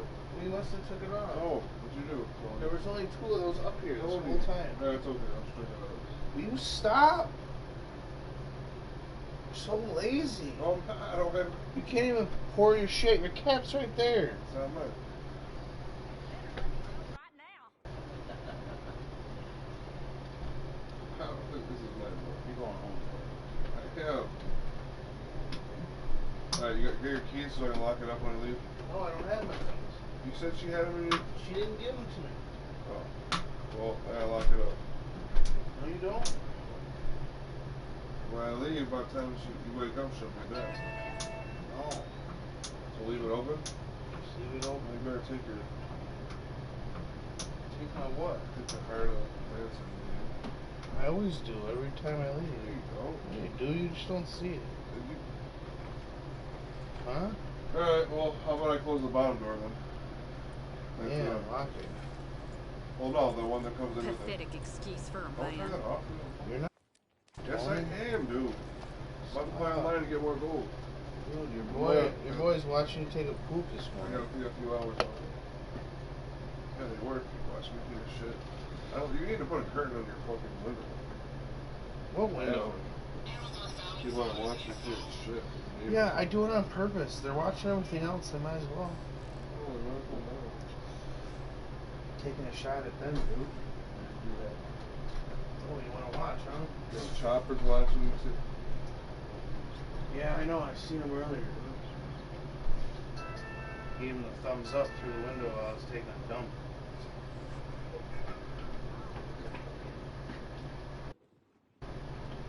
Sergeant got a morning blue cheese. He's a fucking stud.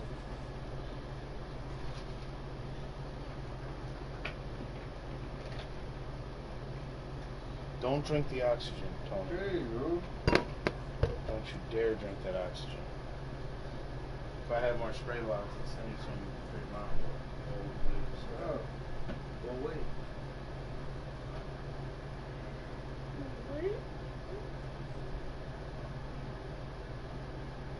You wouldn't do it right anyways. You wouldn't tell her to use it, so I'm not gonna waste my time giving it to you.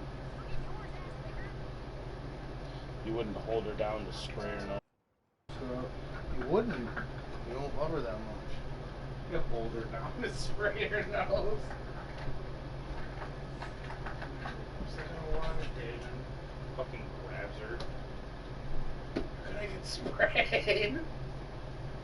Stop. Whether you like it or not. Stop. That's fucking funny, dude. It's a joke. Well, you beat up old ladies, it's not funny. Alright. Yeah. That was the joke, dude. Stop. You hold her down and spray her. No, I'll see it. Like a breathalyzer or like a breath I'll see fucking. it. I'll see it. Remember those, dude? Why did those leave? Go out of style. Oh, why'd they leave? No. Bezos and fucking buried it. Dude. Sell more Mentos. Dude. Fucking buried the fucking breath spray. Remember that shit? Yeah. No, you don't. Shit's fucking. You're crazy. Alright. Yeah, keep it unlocked. Don't poison my water. Taking my charcoal with me, so I don't need any fucking good advice. Will you? I can't. Will I you know. try? Will you we try? won't. I've been trying. I can't with you. I can't with you. You're not gonna stop. I'm not gonna stop. We might as well just start. Drink that pop. Alright, later. Don't lock my door.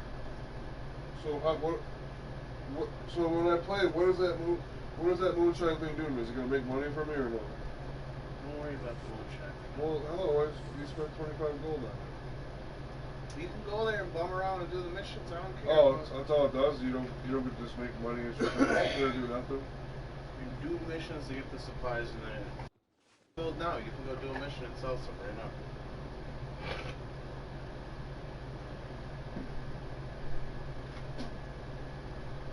So how do I kill?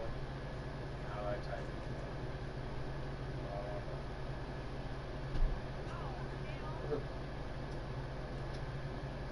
Alright, don't lock me in.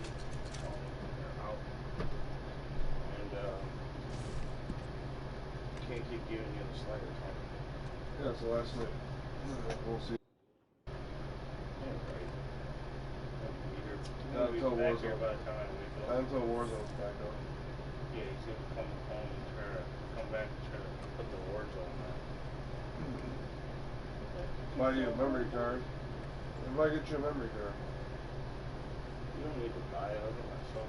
Oh, dude, I was going to that fucking store on Pine Avenue. It's not a memory card. It's a hard drive. Oh. With a plug-in. There's like a terabyte one. That's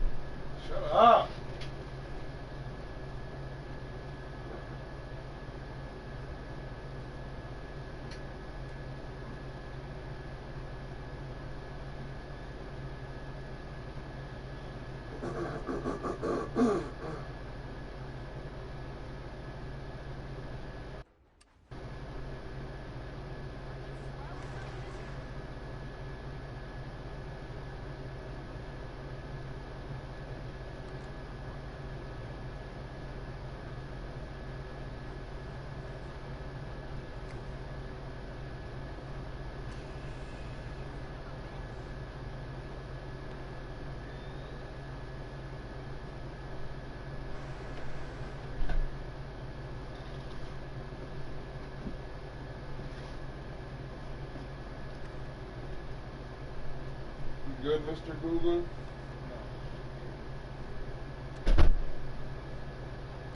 He said no.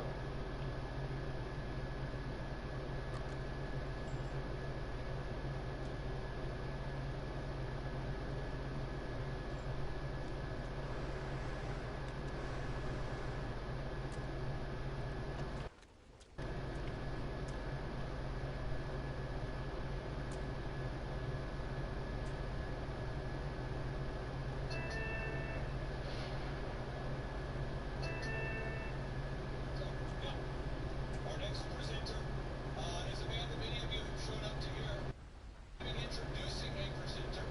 So now we have General Flynn introducing Michael, and now they're all in to finally a Flynn to win. Ladies and gentlemen, please join me. Welcome to the stage one more time, General Michael.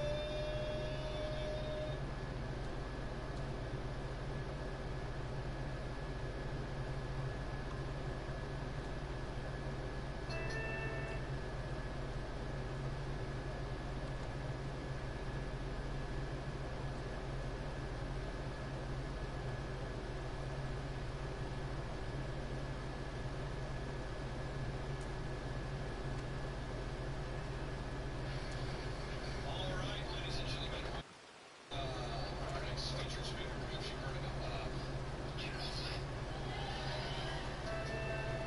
Now, ladies and gentlemen, I've been asking myself, what do you get America's general as a gift? You know, what do you? And he recently has been asking me a lot about my shoes, these Yeezys I've been wearing, and I thought, you know, and for people who don't know the backstory, I'm wearing the Yeezys because Kanye West is pro-life, therefore I'm pro-Yeezy. That's how that works, okay? So we had a few people here that brought some Yeezys as a thank you gift for General Flynn. So we had, John, can you come up real quick? This is Kelly Hernison. He is right now, again, I think General Flynn wears a size 11 and a half here. So, ladies and gentlemen, let's welcome to the stage General Michael Flynn so we can get some Yeezys. Yes! So, sir, this is Kelly Hernison. He wanted to give you some Yeezys. He knew that you wanted them, so there's some Yeezys for you there, sir. No. And then we have one more. I said I hope they're not the same color. Now we have one more incredible American. Some Yeezys. This lady in red, she wanted to give you another pair. So, sir, you can have Yeezys every day of the week. I know you're a huge Yeezy fan, so. All right, we have one more pair of Yeezys. Want to present you, then I'll get off the stage and let you do what you do. Lady in red, she's got a pair of Yeezys for you, sir. Here you go. This is your second. This is Kelly also. Ladies and gentlemen, one more time, let's hear for General Michael Flynn and his Yeezys. And his Yeezys. Oh, she wants a photo with him. We'll make it happen. Here we go. All right.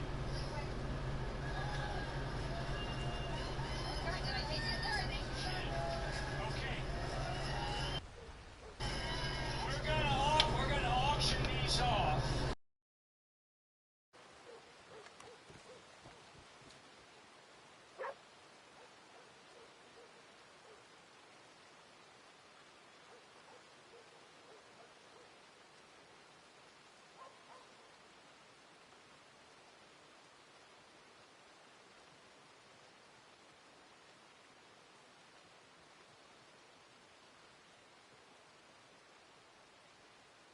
Hello, and to say so for all of you out there in the tent, God bless you and thank you so much. And for all of you in here, you know, if you, I like to just kid because we do have to have a little bit of a sense of humor. I feel like I'm in like a Blues Brothers movie. Everybody remember the Blues Brothers? Right? My brother Joe's here, and he was a rock and roll star in a band called The Filters for a number of years, and he was the lead singer. He was good, really good. So, seriously, I'm going to give these away, so somebody get their feet ready. Okay. So, there's a whole range of reasons why I'm here. A whole range of reasons and why I'm doing what I am doing across this country. But why I'm in California? Because I am not going to give up on California.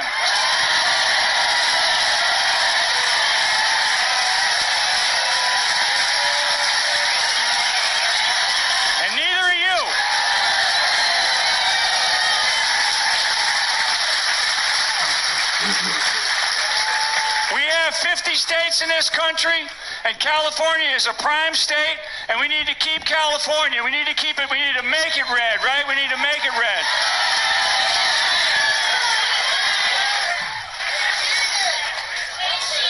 And we need to keep telling that story. How many watched this week or paid real close attention to this Maricopa County audit, this hearing? I mean, it's unbelievable. It is unreal what we are seeing, what the media is doing or not doing and denying. I mean, it's clear.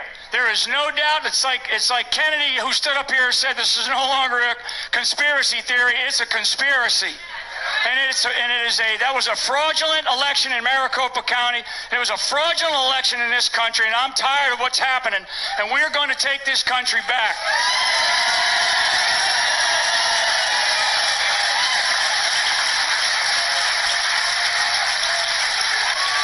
And everybody that's been up here today has been talking about Marxism and socialism and communism. And I'll tell you what, it's just like, and I'm going to use a little bit of what Kennedy talked about, because I was up in Northern California last night, up in Yuba and Sutter County, at a beautiful church up there, Glad Tidings Church, talking to a bunch of people. And we had a great time. We had a great night. We also talked to about 350 veterans. So for all the veterans in here and in the tent, thank you very much. Thanks. So,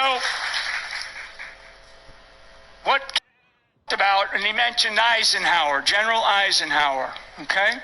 General Eisenhower, in his farewell speech to this country in 1961, this is 2021, 1961. So he warned about the military-industrial complex, right? That's what he warned the country about. I mean, and that would be a guy at that time that clearly understand it. And he always said that, you know, like a lot of other leaders in time, particularly our founders also said, they always warned us about, it's not going to be from a foreign threat, especially after we kicked the British's rear end in the 1770s, right? I mean, sorry, I love my British friends, but that was a war then, Revolutionary War, that got us to where we are today as a nation. Founded the Constitution, and the founders were people that sacrificed everything. But in 1961, he warned us about something called the military-industrial complex. Today, it's now the military-industrial security complex. And the security state, I mean, it gets down to this business about they're going to come knocking on your door to do what? What are they going to do? I mean, they're going to tell you how to deal with your own personal health? No. Exactly. Thank you. No. They're not. They're not going to do that. And they should not do that. They don't have the right to do that. They also don't have the right to decide how our children are going to be taught. Right? They do not have the right to teach our children this nonsense critical race theory. The next thing that's going to happen is all this 1619 nonsense. And like I always tell everybody, Black Lives Matter is not about color. It's not about color. I don't care if someone with pink polka dots. I don't care. I look at what they say, and then I look at what they do and how they act. That's what it's about. And in America, thank God that our founders, they did not create the federal government first, and then the state government, and then gave us these little things called individual liberties or the Bill of Rights. Thank God the founders had the vision and the creativity and the innovation for this new world, for these 13 colonies. They started at the bottom level. They started with we the people. And they said to we the people, we're going to give you individual liberties first. We're going to that everything we've learned over the history of time, we're going to create something beautiful. And they studied everything. They studied everything. You read their diaries, you read their arguments, you look at their debates, you read all the various historical books about them. They started with us. They decided we the people are going to be the ones that are going to be given rights. And those rights, the Bill of Rights, are the principles that we live by. The Constitution is the fulfillment of those principles. And that's what we live by right now. What is happening is we now live in a state of tyranny at the federal level, what they did was they gave us individual rights and they sprinkled some rights and some privileges and some responsibilities at the state level. And that's what you're seeing play out in Arizona. That's what you're going to see play out in Georgia. You're going to see it play out in Michigan. I mean, I'm paying very close attention to this stuff right now. It's very, very important. Very important that what we do, all of us, a little bit about your need to do a little bit of research about and to understand where things come from. Because everybody uses that phrase, the shining city on the hill. Where does that come from? Where does it come from? And I'm going to describe that to you because it's really, really important that we understand that because that's who we are. America's foundation is not a foundation that was built on sand. It was a foundation that was built on faith.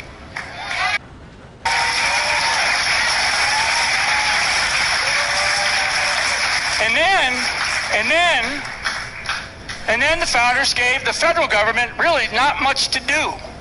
Some diplomacy stuff, maintain a navy to protect our waters, and do some stuff with the borders, right? Like protect our borders, right? Don't leave as my buddy Bishop Leon says, don't leave that door open. Close it. I mean, I love him. They only gave the federal government a couple of things to do because they knew if they started with the federal, we'd have a king. We'd have a king, and we wouldn't have what we have, and none of us would be here doing this today. In fact, the only reason that we're able to do the kinds of things that these health and freedom festivals are doing around the country is because we still have rights as individuals.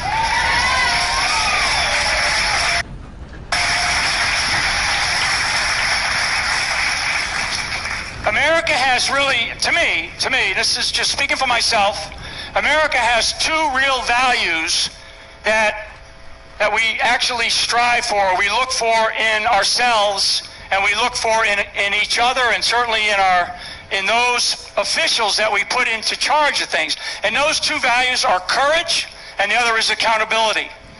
We want courage.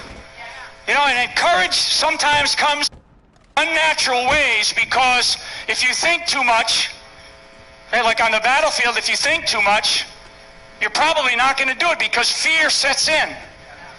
And all of us have a sense of fear. There's a lot of fear in this country now because we don't trust our government. And that's not a good thing for a constitutional republic, for the United States of America, to have no faith in the institutions of government. But we fear, we allow fear to set in. Right? But what we have to have and what we have to feel is we have to feel what's in our heart. Right? Women would call that women's intuition. I call it a gut feel. The hair in the back of your head, back of your neck comes up. You feel it. You know it's the harder right sometimes to do. When I would talk with young children, or I would counsel young officers or young privates in the military, I would say, what is your heart telling you? What do you know is right to do? And they would say, well, this is the right thing to do. And I'd say, it's hard to do, isn't it? That takes a little bit of sacrifice. It takes a little bit of risk. It takes courage. We want our leaders to show courage. I want you to show courage, because one of the things I'm going to ask you to do, and I'm asking this country to do, every single people and the people across the landscape of America, you have got to stand up and start showing some courage.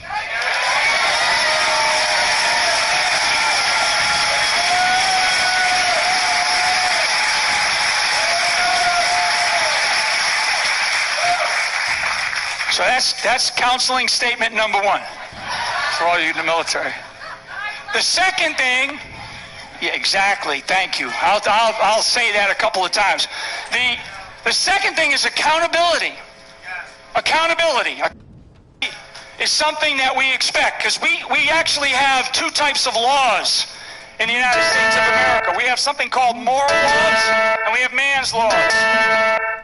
And we teach our children moral laws. In fact, moral laws and man's laws are weaved throughout our entire system of government and throughout our entire rule of law. Moral laws and man's laws. Moral laws is what we teach our children from the day they're born. We teach our children, don't touch that. Leave Michael's stuff alone. Go do just the basic things that are right and wrong. They're commonsensical type stuff. Those are moral laws. It's the law of man, or the law of God, the law of our faith that says this is right, this is wrong. It's common sense. It's common sense. Moral laws. We teach our children moral laws, and you can go through, all of you that have had children, and I know many of you have, and people out in the tent as well. Everybody's had children at some point in time, and you're teaching them different things along that path. Because if you teach them right and wrong, what you're preparing them for in their early adult stages of life, you're preparing them for man's laws. Man's laws. Man's laws are not supposed to be created by them. Man's laws are supposed to be created by us through a representative government. This is really super important because we have lost our representative government. I mean, you all know this out here in California. My God, every time you have a vote out here, you got some other thing that you're voting on, and it's like, I swear, I've tried to read a couple of them, and they're just filled with nonsense, and people typically go, but, okay? So we can say, yeah, but my counsel, and it's to me too, because it's the old, like, I'm pointing at you, but I got one finger pointing back at me. We're to blame for this. I'm tired. In fact, I want you to stop complaining about Washington, D.C. I want you to stop complaining about Sacramento. I want you to stop complaining about the counties that you... Unless you can complain if you're there fighting that good fight every single day. If you're not part of that fight, then you need to start thinking about where can you garner the courage to get off the couch. And I know that it's tough sometimes because, especially women who are many in our country today, across the country, and definitely in this state, there are a lot of single moms out there holding down a job or two. Very, very important. And I know that. And for the people that are like my age, I call this sort of a mature age, and those that are a little bit more mature than me, they don't have children anymore. Their children are not at home. Okay? Because I look at different cuts of our society. Because the young people that are in this country, honestly, it's like they're growing up in a place that I don't recognize. And I know some of the things that have been talked about today, particularly in our government. That's why that's why we have to fight like Flynn, because they fear Flynn.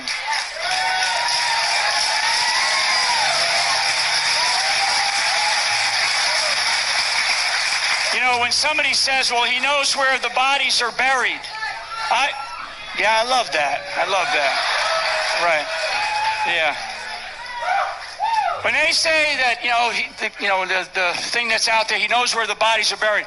I know how our government functions. I know a lot about the deep state, the bloated bureaucracy, the various functioning agencies, activities, and departments of our government. That's why, frankly, what happened to me, and what happened to me is an extension of what is happening to our country today. I mean, I don't worry about the sort of the Democrats anymore. That's the last time I'll use the word Democrat, because they're not. I don't worry about them. I know what their game plan is. I know exactly what their game plan is. And all Trump did was got in the way. Trump got in the way, and thank God he did, because what it has done, if it's done nothing else, it's woken this country up.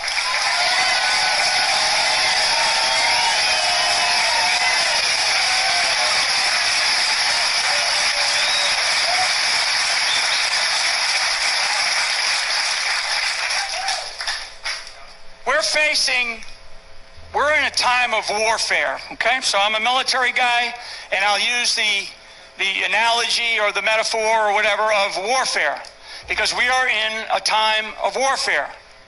And there's components of it. I mean, these are real. These are real components. One of them is physical. We're in this physical warfare. And part of it is this nonsense going on with this COVID thing. I mean, if you have such a high rate of recovery, and there's preventative measures like ivermectin or hydrochloroquine. I mean, I've been around thousands and thousands and thousands of people in the last, year, and certainly in the last 6 to 8 months. But I remember in the military, I used to take hydrochloroquine like it was bare aspirin, right?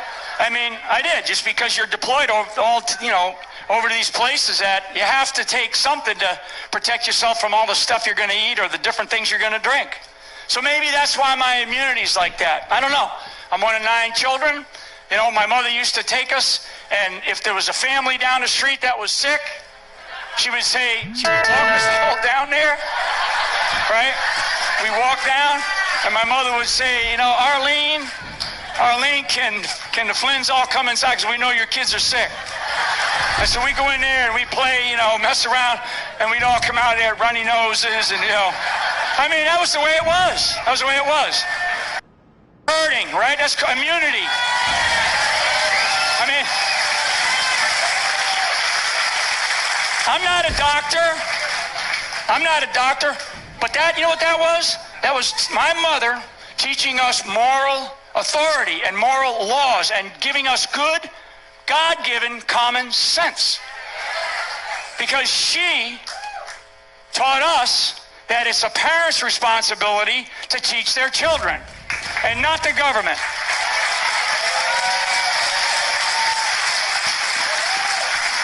Physical. That's a physical. That's a component of the war that we are facing. The second part is emotional. This is a very emotional time for this country. It's a very emotional time for this country. Extremely emotional. So let's talk about the families, right? Just families, internal, right? I mean, people in here, friends you've had, right? Friends that you've lost. I've lost a lot of friends. A lot of friends. And I found friendship in the American people, and I'll finish with that because you guys are great. You're great. So the emotional time, this emotional roller coaster that our country's going through, and the thing, and the emotional part, like this Arizona audit and the hearing that they just had. I mean, very emotional. There's a lot of emotions right now because they got caught. Right? They got caught. So they're very emotional right now. Right? Because they're afraid, right? Fear. They're afraid because if they followed their heart, they would not have done the wrong thing. They would not have taken the easier path. But they did the wrong thing. Emotional. So there's this emotional roller coaster going on in this country, and people fear their government. As I said earlier, we don't trust the institutions that we used to trust. One of the things that I know we were overseas fighting for was the rule of law. For this country, as much as for some of these other countries engaged in combat or engaged in some type of operation overseas. Rule of law. It's an emotional thing for me. Emotions are running high in this country with our families, particularly with our families, with our communities. Bishop Leon was up here and he talked about the churches, right? We got a church that's closed and a liquor store that's open. In my town, my community is right across the street. The liquor store is just closed. And I look at that and I say, I mean, how many of us, or you go into a restaurant, very emotional. I'm emotional about this, right? I'm determined though. So I'm very emotional about this because I go into a restaurant with my wife, and we got to have the mask on, right? And I walk over, and they take us to the table, and then I sit down, right? I sit down, and I can take my mask off. And I'm like, so what happened to COVID between here and here? Right? I mean,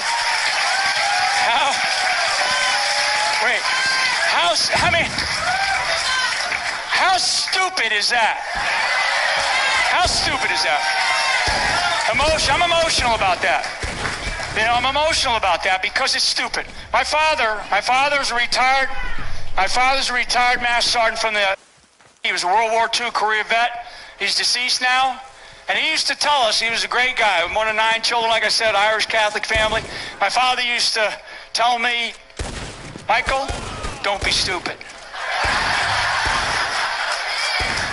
Right? And then he would say, go play in the street. Right? So, very emotional. And this nation is has an emotional roller coaster because we don't know what's going to happen. We hear this, we hear that, and it just tears at our emotions. Okay? Intellectual. There's an intellectual war going on in this country. And part of that intellectual war, and you had some great people, and that's why I love these kinds of events, because we're learning things from these, right? You can't stand here or sit here or be out there in that tent and not learn something, even if it's just one thing that you came to learn. My mother was a great woman, and she to be lifelong learners. Never stop learning.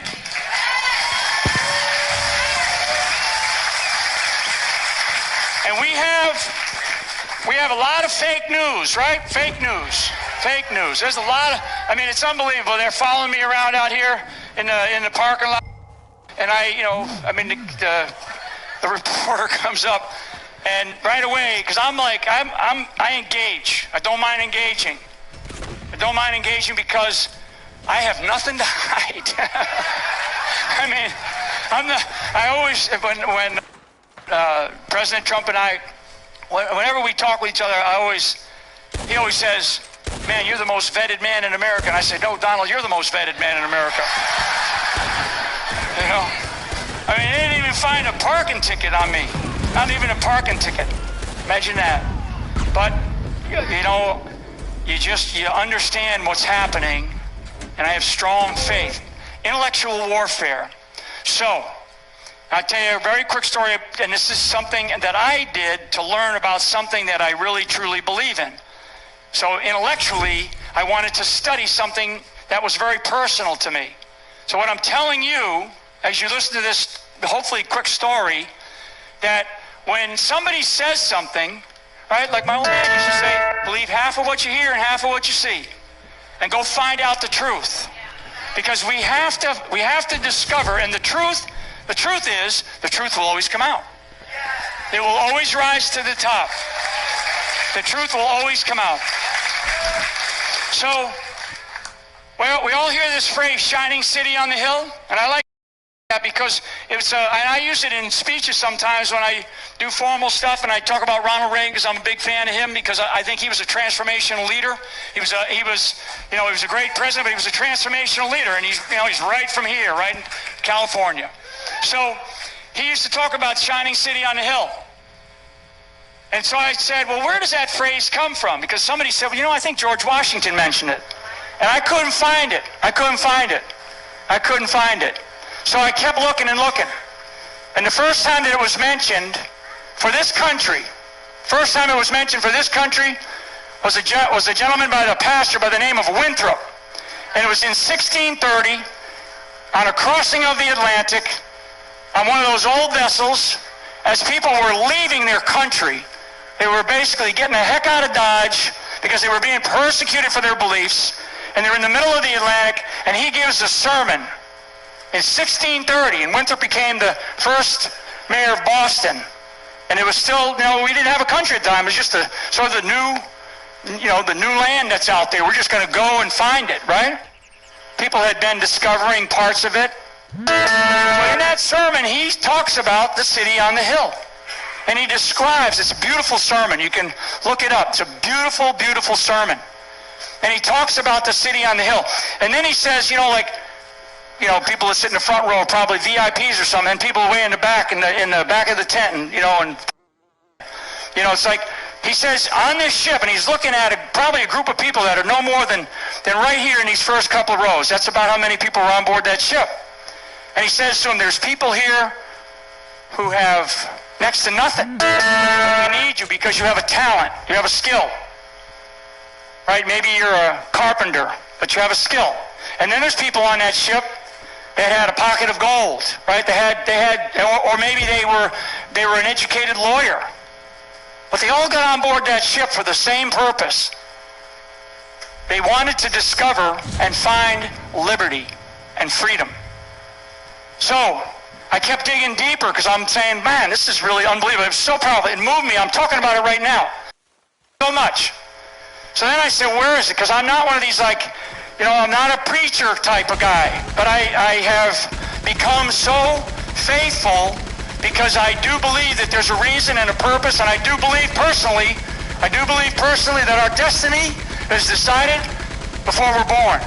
I believe that. It's just what I believe. So I looked, and I, you know, putting that phrase, and that hill is Matthew 5:14, right out of the Bible. So America is the land. Our foundation is the land that God ordained. Okay, and as George Washington used to say all the time, he used to talk about divine providence. There's so many stories about George Washington and the miracles that he was able to perform both on the battlefield and in life. And he used to always talk about divine providence. All of our great leaders in time over the history of our country talked about that and talk about how this nation is the type of nation that it is. And that's, for me, that was an intellectual journey because I wanted to discover who we really were and why were we defined like that, and I found it in the Bible. And I've done a lot of studying of our Constitution and the development of our Constitution, and all of those people that have written and studied and debated way back when. We're a nation built on Judeo-Christian principles and values, and we should be fearless about those values.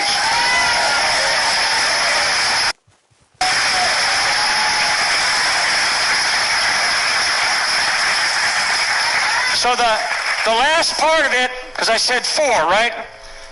Physical, emotional, intellectual. The last part of it surrounds all 3, and that's spiritual. Because what we have taken for granted, all of us in this room, especially those in that mature category, okay? Especially those. There you go. Be proud. Be proud. We have taken for granted our faith.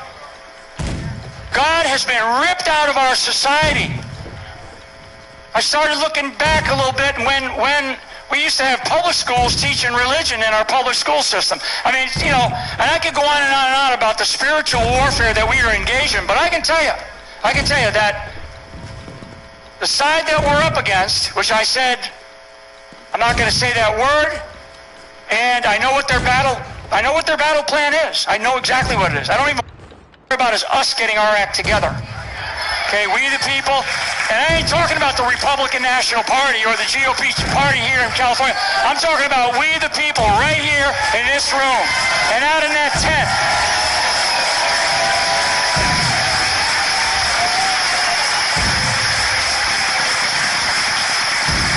So, you know, they'll get all crazy in the media about me talking about warfare and all this sort of stuff, and I'll give them the Italian, I'm Irish. So for all you Italians, that's I recognize your Italianship, okay? This is real. This is reality. Reality is what is staring us in the face. The fact of life is that nation states rise and fall. I always say, have you ever met anybody from Byzantine? Right? And that Ovaltine, Byzantine, right? Because the answer is no. You never met anybody from Byzantine. It's one of the earliest empires that ever existed. Doesn't exist anymore. I can go through the history of the planet, the history of time, and all the various empires are gone. So how much longer? Is America waxing, or are we waning? Where are we in the era and the history of this country? Well, I'm telling you, you know where I believe? And I listened last night to a woman, and then another woman on the stage was dancing to God Bless America. So the woman was standing on a stage about like this, and she was just this beautiful voice, like an angel. And she's singing God Bless America. And there was this other ballet dancer on the stage, and she's just flittering all over the stage. And I'm standing here, and I was standing in the front, and I'm watching this, and I'm thinking, I just was flush. I was flush because I felt that, you know, I felt something where, you know, you feel sometimes you're out there and just kind of, it's like, whoa. I felt such a feeling of power, right? I felt such a feeling of power. And the feeling of power was overwhelming because it was like, you know, it's like something's coming to you and it's saying, we're going to be okay. Okay, so America, California, we're going to be okay. There you go. There you go, right there.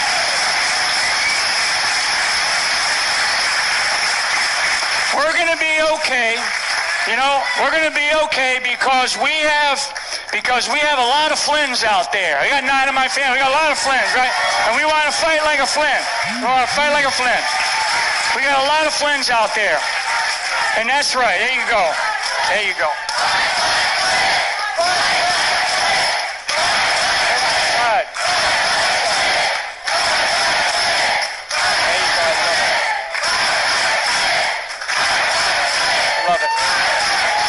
I love it. Great. Great. So I know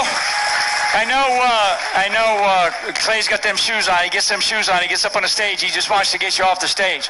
So I will finish with this because I need to tell you this because it's really important, and it's important for me personally and for my family. So yeah, we experienced extraordinary political persecution, and you know it's still kind of carried on. It carries on. The people always come up to me and say, I'm so sorry for what happened to you guys. And I tell everybody, don't feel sorry for me. Feel sorry for our country. Okay? And then stand up and do something. Right? Stand up and go do something. Get involved. I like the phrase, local action has a national impact. Local action has a national impact. Get involved in your damn communities. Don't just go away from here and go, yeah, it was a great conference. That was fun. We had a great time. You know? You go back and you start thinking about how you're going to get involved. I want every one of you to think of yourself as a champion, as a warrior, and as a fighter for this country. That's what I want. And you have to decide how you can best be a champion, how you can best be a warrior. Prayer is the most powerful weapon known to man. Most powerful. By far. Prayer. But after you're done praying, you got to stand up and you got to do. You got to act. Okay? Because they fear when we're down on our knees praying because they know eventually we're going to stand up and we're going to do something. So, to the American people, to all of you in this room, and to everybody that listens to this, I will tell you, on behalf of my entire family, we want to say thank you because the American people helped my family and I, particularly, breathe. And breathe. That's right. Thank you.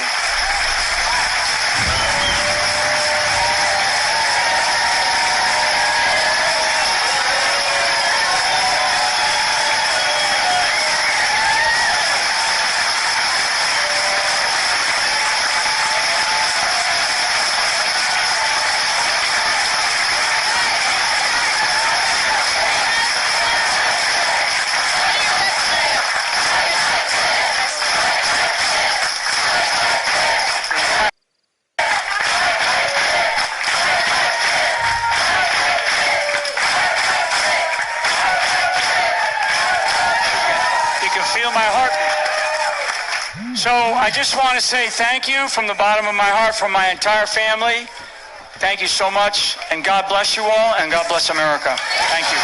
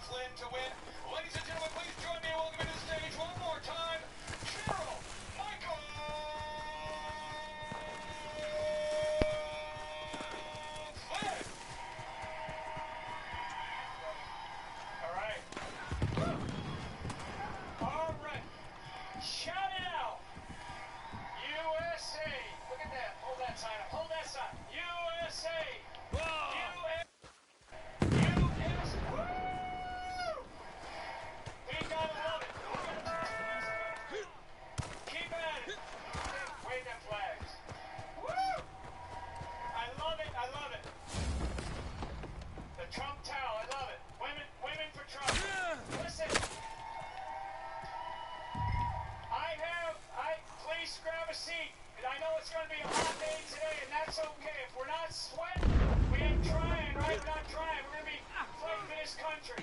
I have the distinct honor, the distinct pleasure to introduce a very good friend of mine, Mike Lindell, who's going to come up here in a couple of minutes. And Mike's going to talk to you.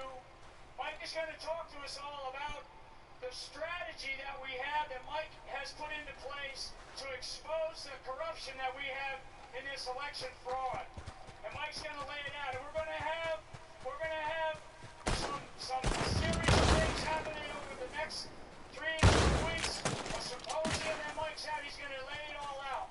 But before I get Mike Lindell up here, I got to tell you one thing. Hold on.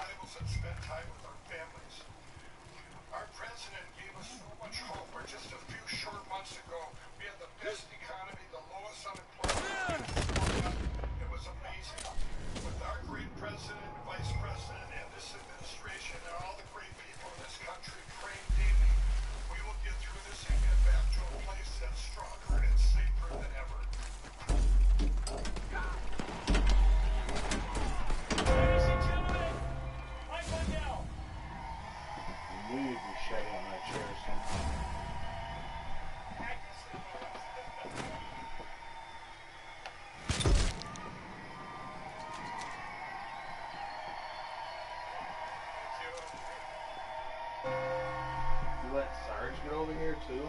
Thank you Double all. shedding? I remember that room starting like it was yesterday. No, Sarge. So much has happened in a year. Oh, it was a 2-on-2. What the hell? Well, after that gave that speech, by the way, you were supposed to have, those were approved remarks, and I hadn't had them approved. I took that over, and he's looking at that one. But he did say, well, Mike's a friend of mine, thank you. I did not know he was going to do that.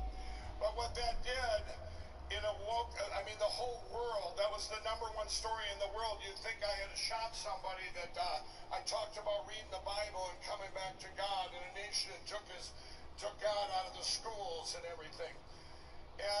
But I did say, if you heard what I said in there, I said, you know, what the great things the president had got us to. And what I want you to do now is everybody go back in time. If you go back to December of 2019, where we had come as a country, it was amazing. You know, that was Merry Christmas, I'll tell you. And where we were, but back in 2009, it was like coming out of like a kid coming up on, what did I miss here? You know, I was a functioning addict. I'm going, what did I miss? They had all these changes that came, and I had never paid attention to politics. I'm going, I didn't think politics affected me. Well, now we know, or now I know, politics affects everything.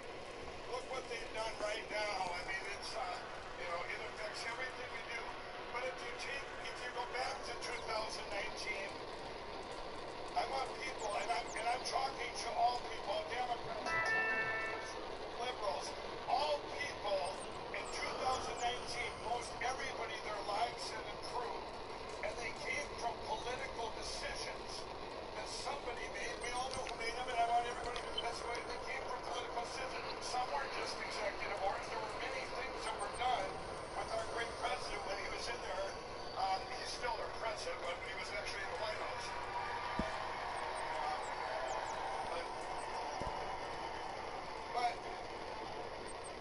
But I want to say, those things, those great things, came from decisions that were made by politicians, most of them our president.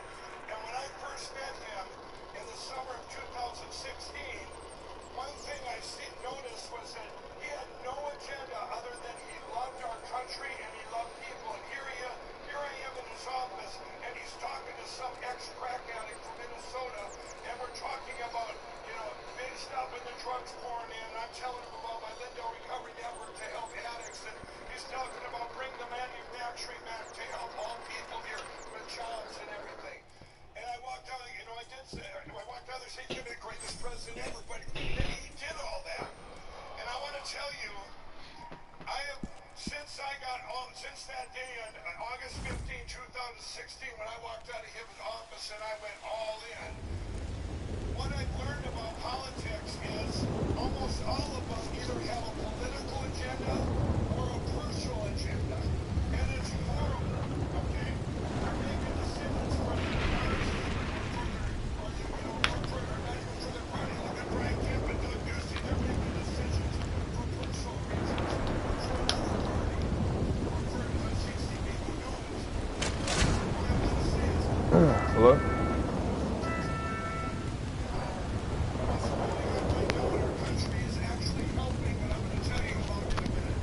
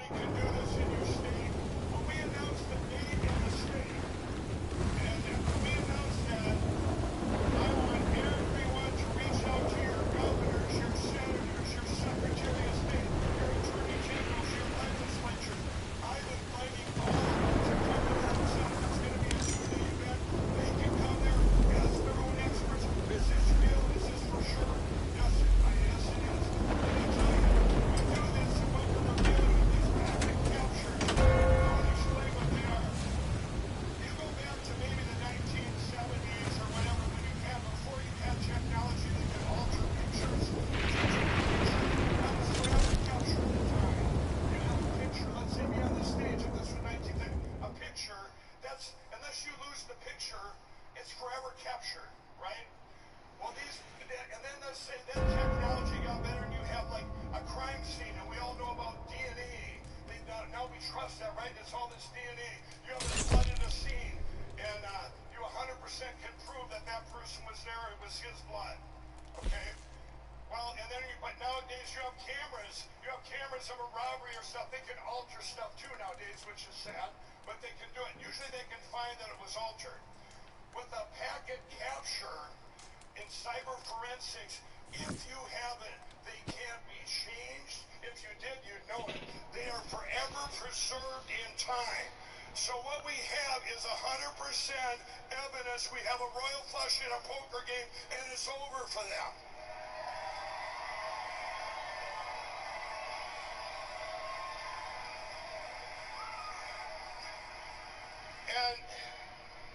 And I want to tell you, with these packet captures, and cyber guy after cyber guy, I've said, well, I'm gonna go get this one's opinion or this one, and he said, Mike, they're not changeable, so they're not subjective evidence. So if you were all cyber guys, cyber people, and I held up my hand and said, is this a packet capture, and let's say it shows votes flipped in my state of Minnesota, 60,000 votes flipped or whatever, and you have that, you all would say, yes, it is what it is. That's a packet capture, a forever image frozen in time. You can't get it. Now, everyone says, well, are you going to have the guys there that got it, that got the packet captures, that were heroes?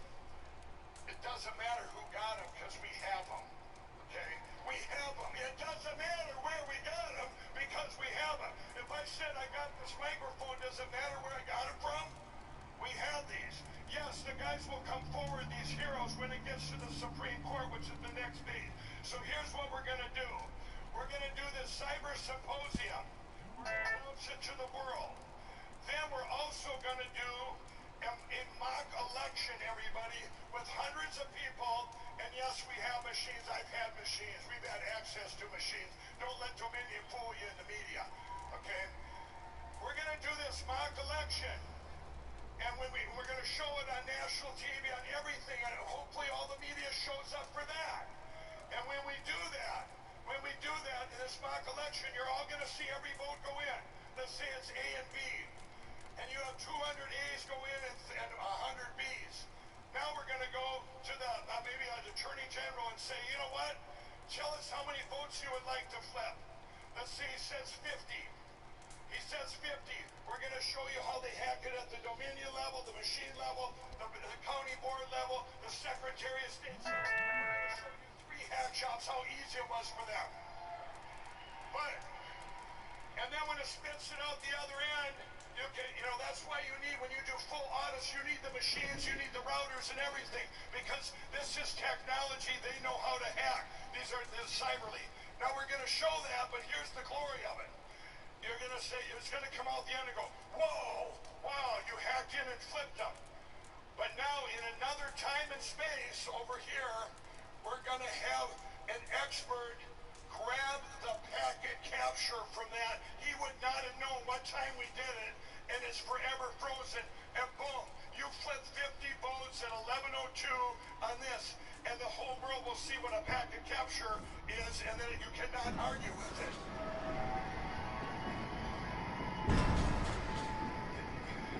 Then we're going to do a petition for the whole United States, where everyone can come on there after they've seen all this. And what is that petition? That petition is to 9 people that live in our country, that grew up here, that have families, they have grandchildren, and those 9 people are our Supreme Court justices. And we're going to petition them to say, hey, did you see this? You better accept this when we bring this lawsuit before you, because we are the people, and we want the China out of our country, the communists gone.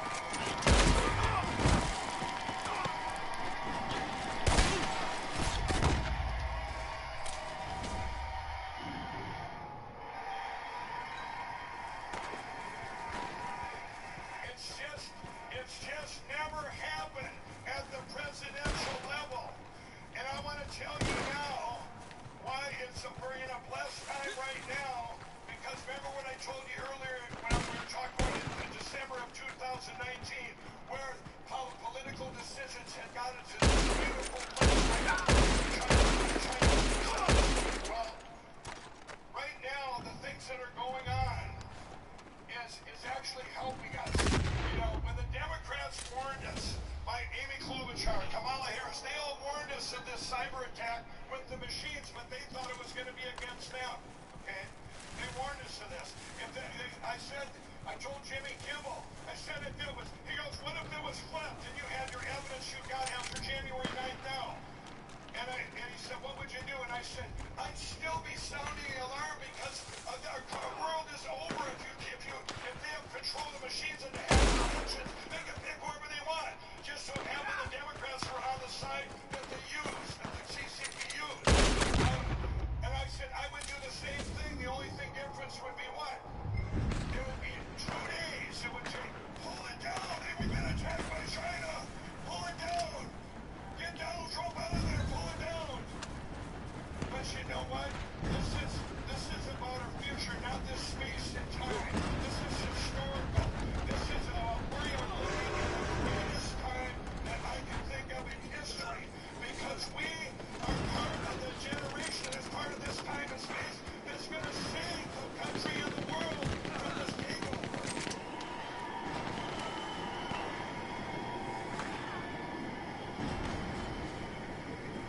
And what's going to come out of this, what's going on right now, everybody, and all the terrible things that are going on, if I would have had this evidence and this would have happened back in December, all the Democrats really believe that they won that. I mean, I'm talking not the party, I'm talking about people that voted Democrat for some reason.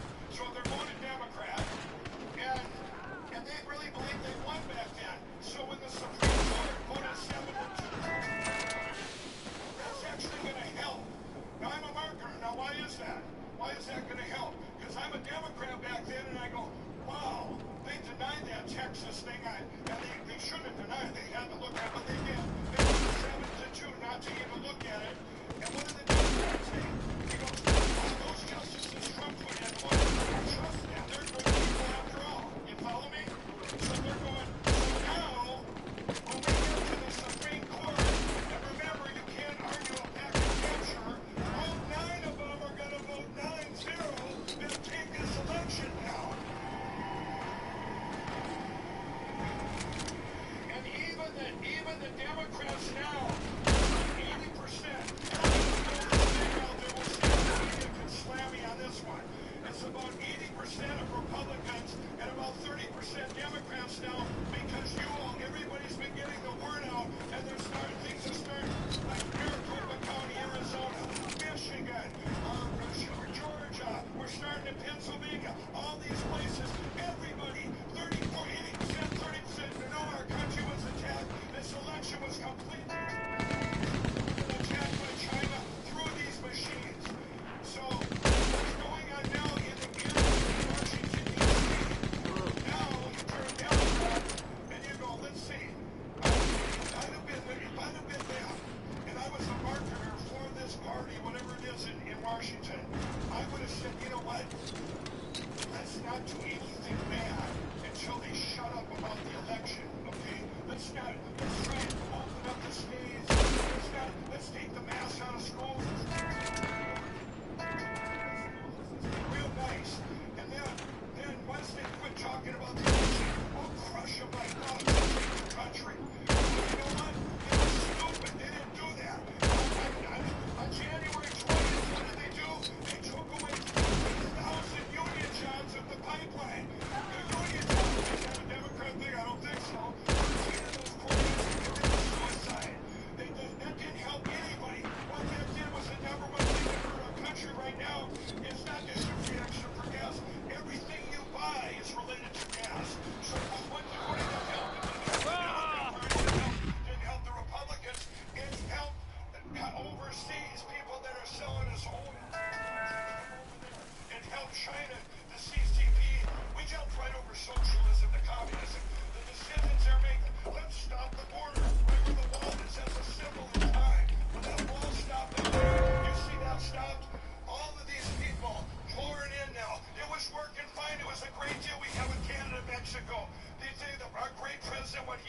set up. It was almost done there.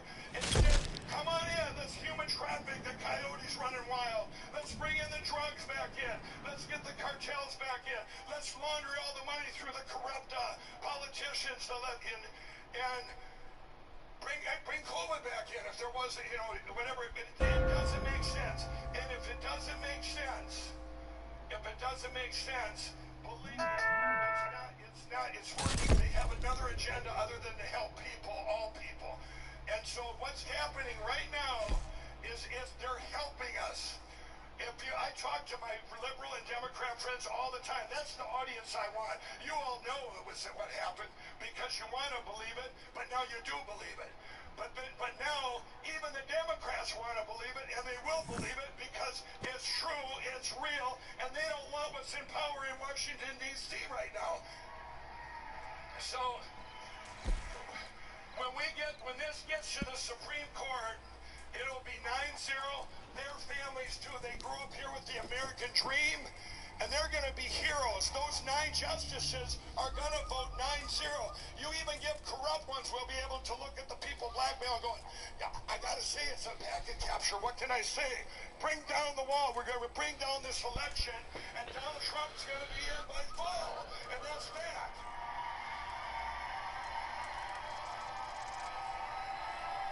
We got to right the right.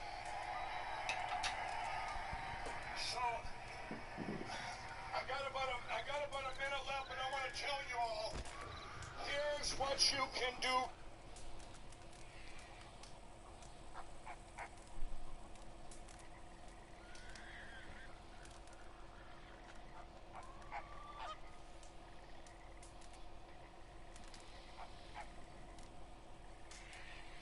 Huh?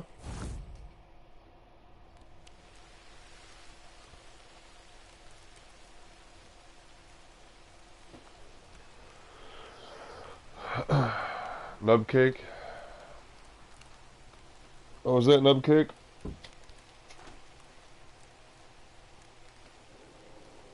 Ladies and gentlemen, now to expose the corruption of Dr. Fauci and the corruption of the NIH, the corruption of the FDA, and just to share the truth. Ladies and gentlemen, please stand to your feet and greet Robert Kennedy Jr.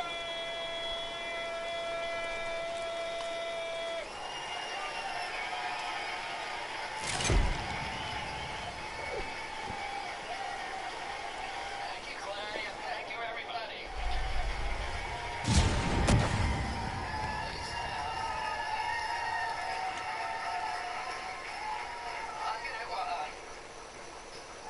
I'm gonna mainly talk about what's happening in this country and how they're doing it. But I wanted to start by putting a couple of numbers in your head. Because we're all here ultimately not just to protect our democracy, but to protect our children.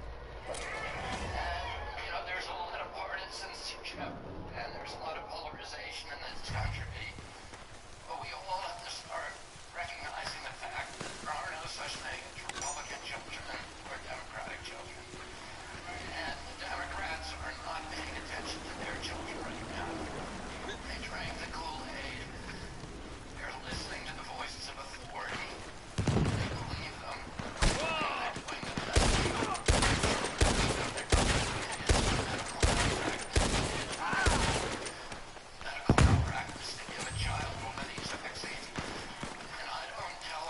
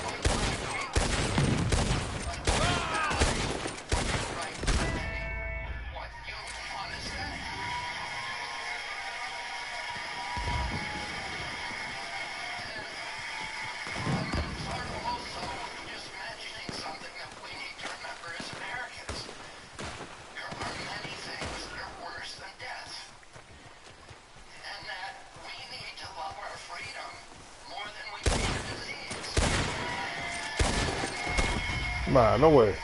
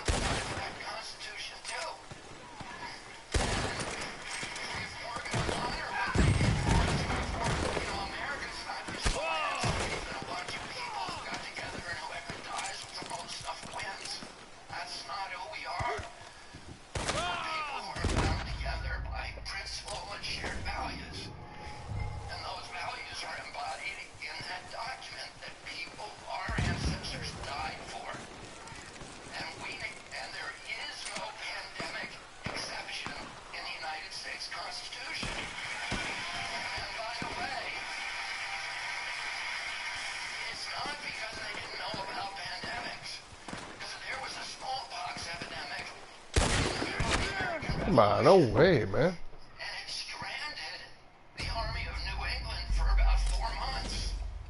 Oh, everybody knew about it. Everybody knew that it threatened our country. And yet when it came time for them to put our rights into writing, they didn't say, well, all of these are waived as soon as there's a pandemic. They knew that our job is to make sure that there is no waiver ever. And so, you know, and we need to understand that we've watched our Constitution be systematically dismantled in a way that is astonishing to all of us. And of course, like every effort to impose tyranny on a people, on a democratic nation, they have to start with censorship. And that's why the founders knew that. That's why they put it in the First Amendment. And you can't mess around with free speech. Yes, President Biden said, and in the press conference, you know, the White House press conference, they ordered Facebook to censor me and Charlene and 10 other people. They have a list. I don't see how anybody doesn't understand that the First Amendment is implicated there. Once they did the First Amendment, now they can go after religion. It's also in the First Amendment. What do? They closed the churches in this country for a year. They ordered every church. Who could have imagined 2 years ago that a doctor would order every church in this country closed for a year? And they kept the liquor stores open as essential businesses. The liquor store isn't in the Constitution. The church is.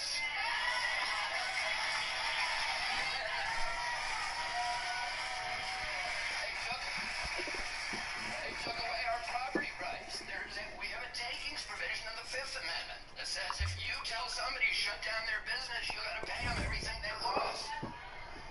You got to have a hearing. You cannot do that without due process of law.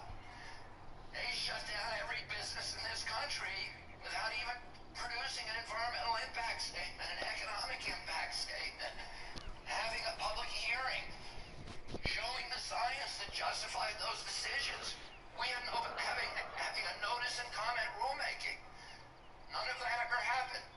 Due process was abolished, and property rights were abolished in one sweep. They abolished jury trials. The 6th and 7th Amendment says, if you're an American, no one can deprive an American citizen of the right to a jury by their peers in cases or controversies exceeding $25,000.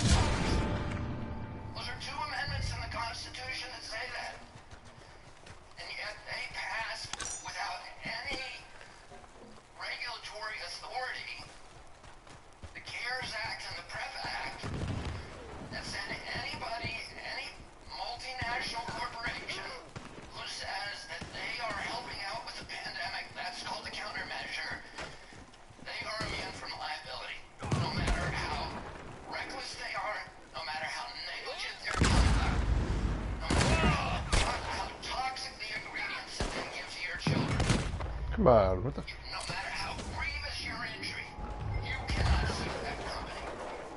They are immune. And we know what happens when you take away the incentive. They have no incentive to make those products safe.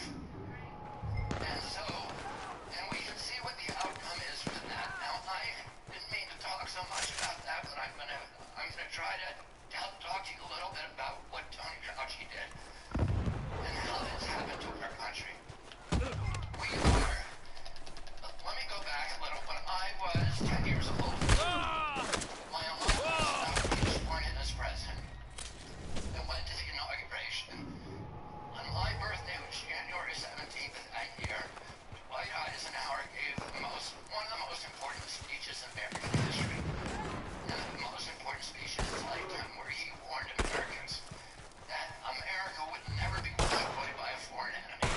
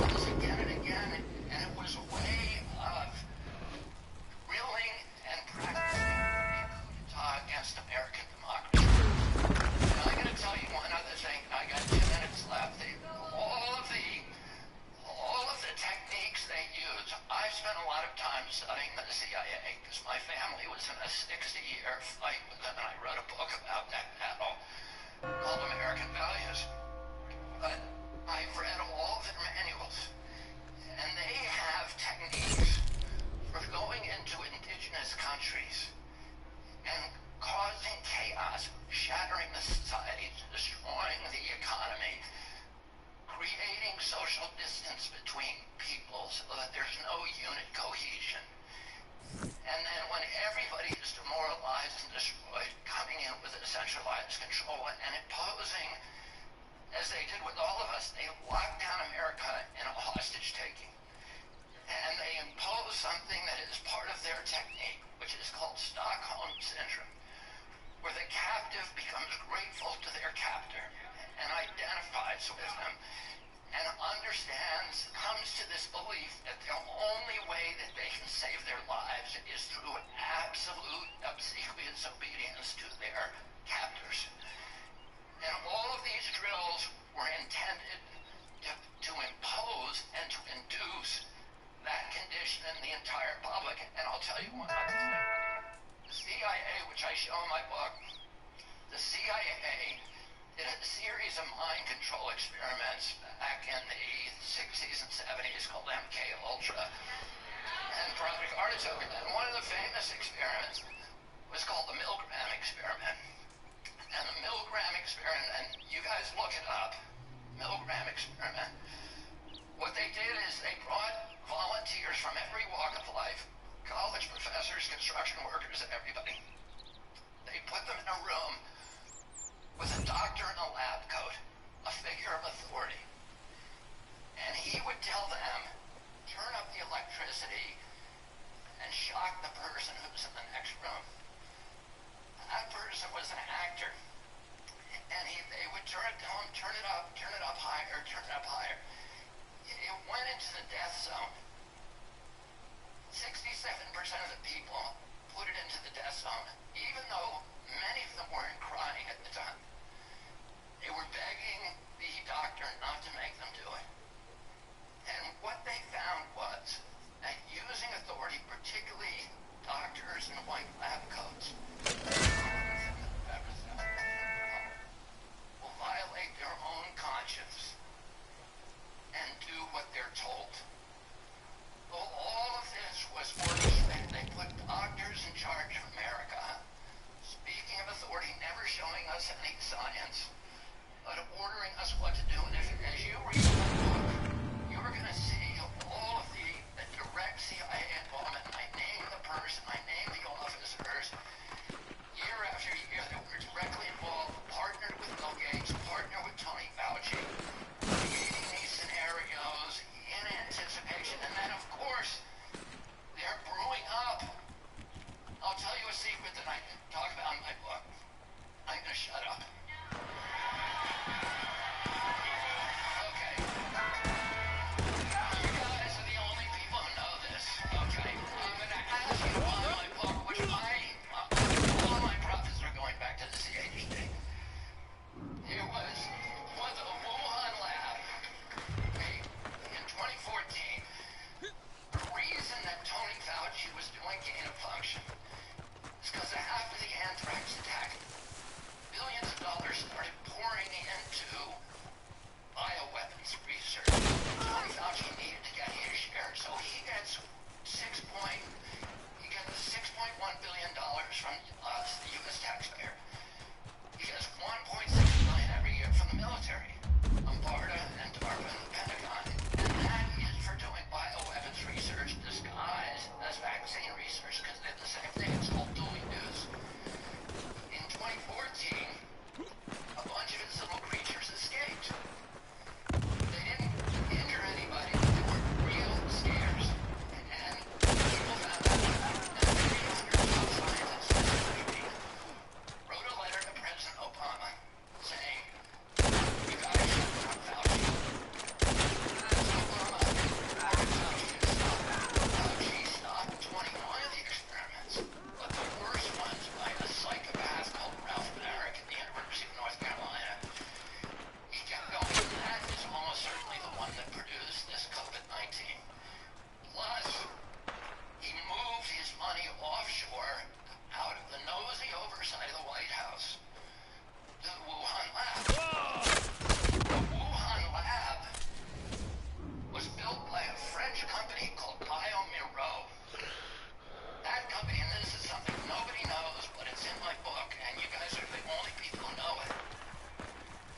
That company was built by Biomiro, and Biomiro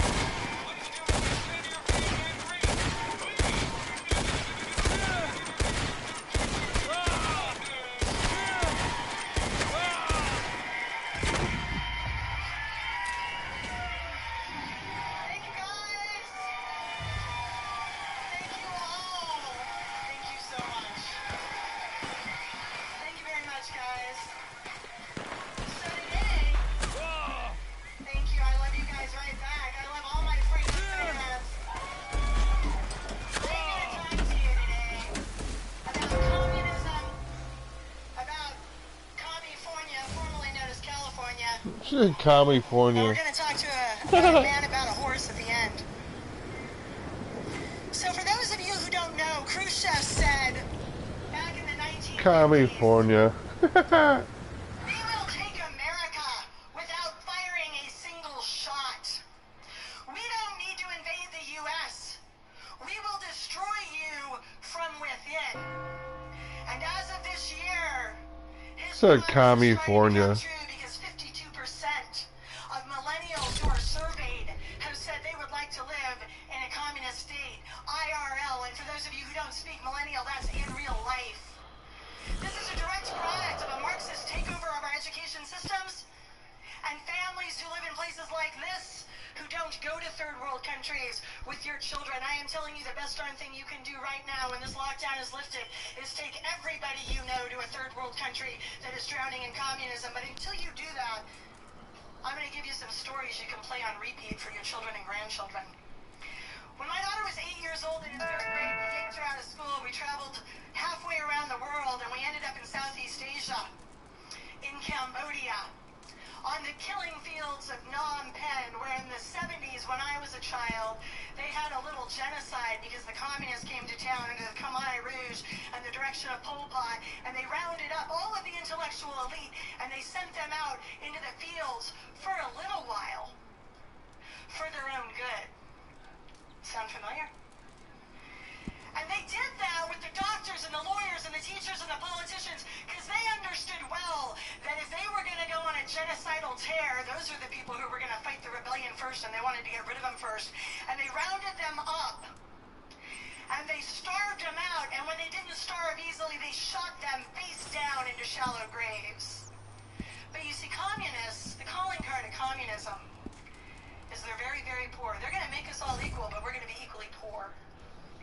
So they were so poor they wanted to save Donald Trump is your president, whether you like it or not. They would just hatchet the guy in the back directly into the shallow grave. And to this day, when the rains come every year, the silty, sandy, red dirt washes away, and the bones of those executed at point-blank range float to the top.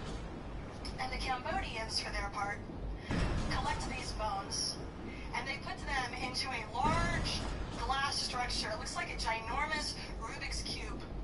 Glass, all glass, in the middle of the killing fields, which is just like an empty pasture. And it's probably a couple stories high, and my husband and my daughter, who was 8 at the time, and I were standing in front of this. And every foot there's another shelf. And you have long bones from the legs on one shelf, and you have arm bones on the next shelf, and you have skulls on the third shelf, and then you have an entire shelf of babies. And my daughter, as we were looking at this, leaned over to me and said, "Mama, how did this happen?" And I leaned down and I said, "Honey, those in power lied to the people, and by the time they figured it out, it was too late." So to the 52% of millennials who want to live in a communist state, you need to know this. That, what I just told you, is communism, where they will shoot you face down into a shallow grave so that 50 years later your bones can wash up during their rainy season, and people from America can go look at those bones and come back and understand what communism is, and my daughter can walk back into her class where more than half her class thinks they want to look like that. So I started doing work while I was over there in the child brothel industry. And we were in Thailand doing a documentary, and we were interviewing a sex slave, a young girl who was trapped in the brothel. The country to the north is a currently communist state. And we asked her, "Did you know when you got here what you would be doing?" And she looked dead into the camera and she said, "Yes, I knew, but I'm not unhappy." And my London colleague leaned over in my ear and he whispered to me, "There must be something wrong with the translation. Ask him again." So he asked it again. And she looked dead on back into the camera for a second time and said, "Yeah, I knew exactly what I would be doing, but I am not unhappy. Because my 7 brothers and sisters have food on the table and clothing on their back, and they're going to school, as does my mother." So to the 52% of millennials in this state and country who think they want to live in communism, understand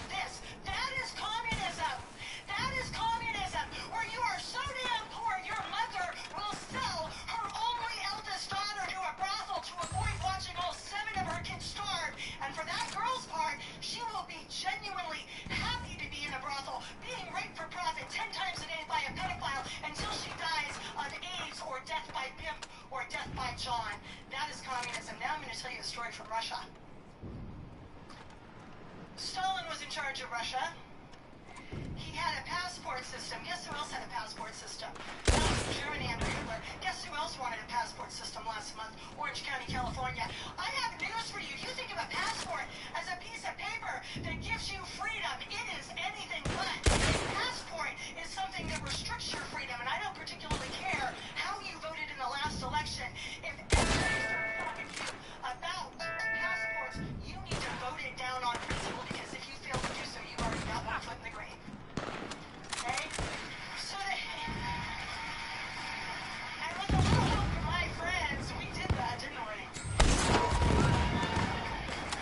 Orange County boarding supervisors can take a flying leap off a shore pier. You want to double down? I'll triple down on you. We'll make a Holocaust survivor commercial and run it 30 seconds every hour between prime time, 7 p.m. and midnight on CNN, Fox, and MSNBC, and you guys funded it, and they had to go home and put their feet up on their easy chair and know they were the new Nazis. And they didn't much like it. So they got rid of it. So you need to vote out the passports on principle. Flags is where you go in Stalinist Russia if you don't have your passport. And they rounded up these men, and they sent them to someplace in Siberia or somewhere like that, and they put them in the mines where they had to claw out the minerals with their fingernails. Because remember how I told you communists are universally poor? They don't give you much to work with. You're mining with your bare hands. And the miners got tired of this, and they thought they were going to escape.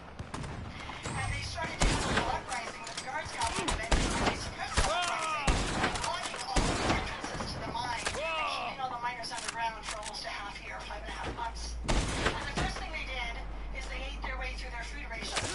And then they ate their way through the sawdust, wood chips. And when there was nothing left to eat, they decided they had nothing left to lose. And so they clawed their way out, blind as bats at this point because they hadn't seen daylight in almost 6 months. And they escaped to a neighboring town where they were promptly reported, because that's how communist, fascist, and other totalitarian societies work. And the guards sicked the attack dogs on them.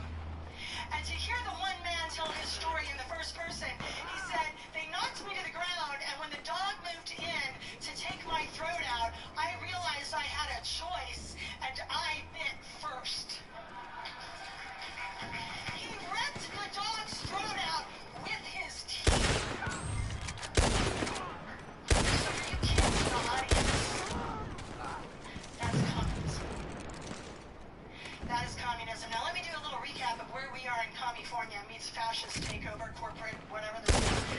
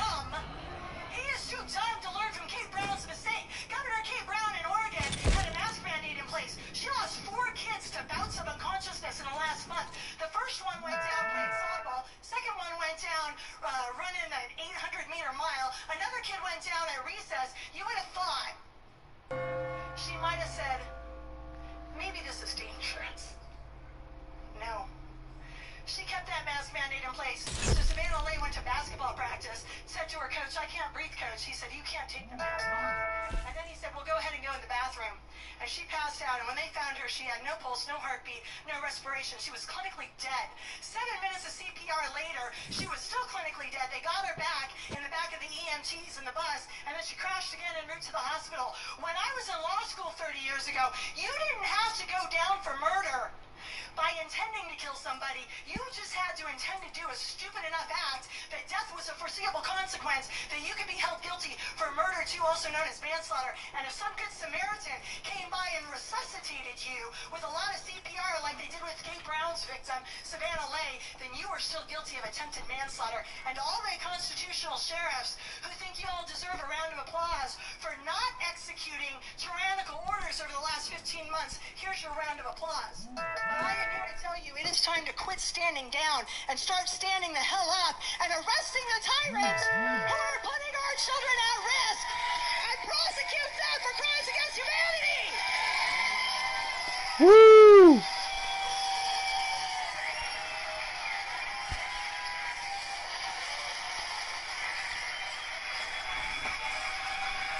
So you love me now. You love me now, but you're not going to love me in a second. Here's the problem.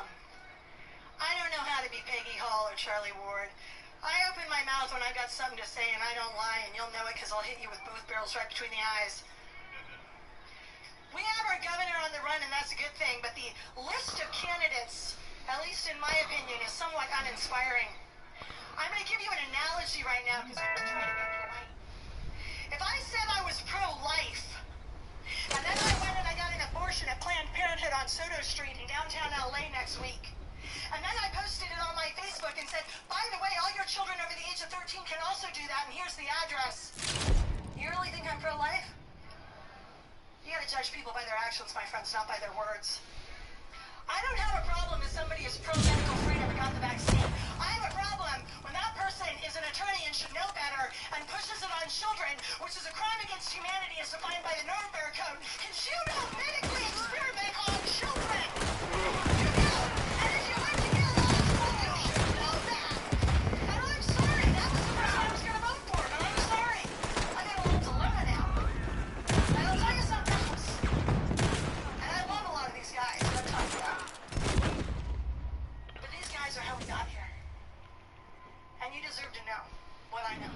You deserve to know what I know. Oppression by saying you're going to show solidarity and laying down with the oppressed. You will never see me masked up. You will never see me outside a restaurant. I'll walk in without a mask. They can drag me out by my feet if they got a problem with it. And then I'll sue them like I did last year for 12 grand.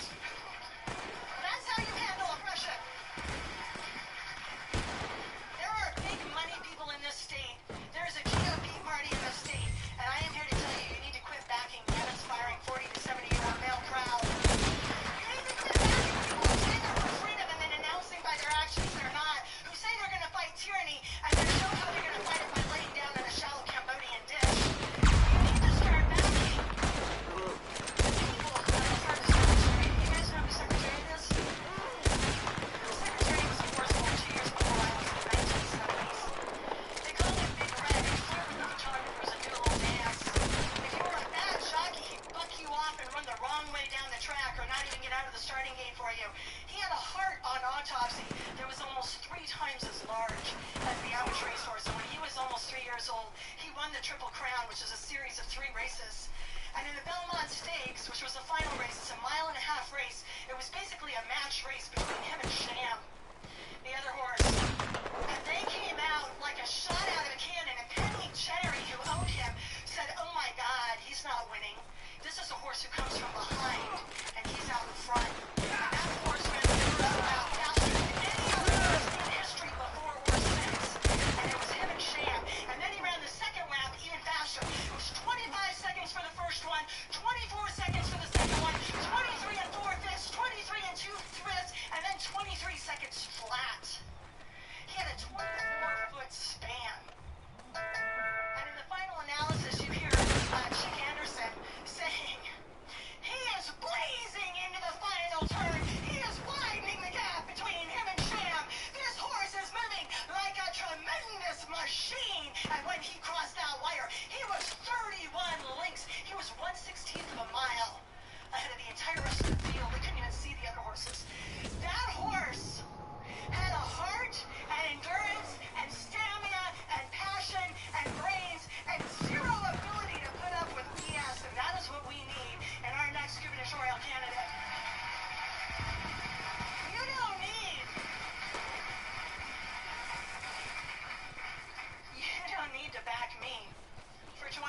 too. But you need to back somebody like me where you don't doubt for a second where they stand. Because they've been telling you truth for the last year and a half. And to those like the LA Times who think I'm a Nazi for calling our governor a Nazi when he's acting like a Nazi, I got news for you. You don't have the brains or the guts to understand we are in the middle of a damned communist takeover, and I do. So step out of the way of all of us, because unlike you, we don't like tyranny, and we're going to fight it down.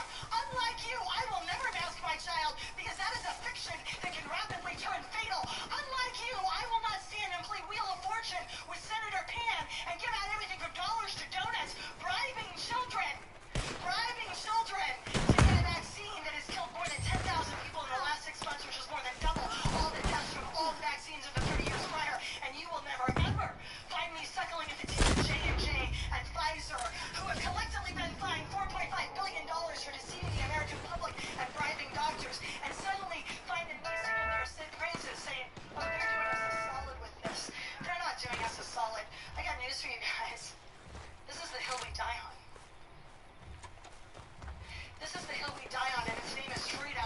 This is the Golden State, and it is once again going to be a Golden State if I have anything to do with it. This is a golden country, and I am the grandchild. I am the grandchild of people who fled communism to live in freedom. I am the grandchild, the great-great-grandchild of Patrick Henry, who said, give me liberty or you give me death. And I am also the grandchild of a man who stood on the decks of the USS West Virginia on December 7, 1941, as Japanese suicide bombers bombed his ship out from under him, and he lived to tell the tale. I am proof positive in my family. We don't go down without a fight, and the fact that you're looking at me is proof positive. We win now, and today is the day we lock arms, starting right here in Orange County, California, and we say, God wins, justice wins, America wins. Right now, we win. God bless all of you. God bless America.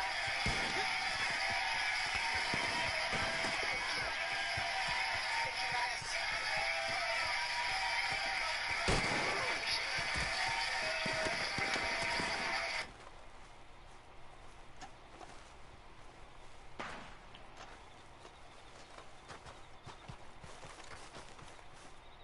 Ça n'est pas rentable, c'est ça?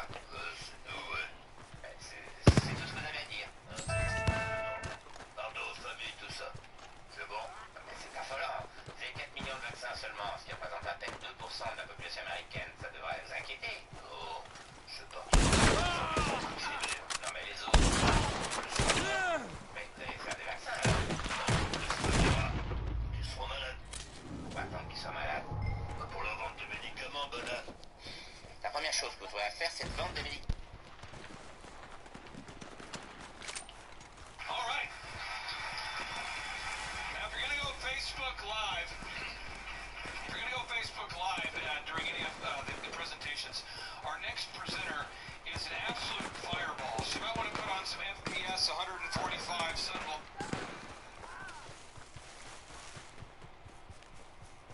Ladies and gentlemen, now to expose the corruption of Dr. Fauci, and now the corruption of the NIH, the corruption of the FDA, just to share the truth. Ladies and gentlemen, please stand to your feet and greet Robert Kennedy Jr.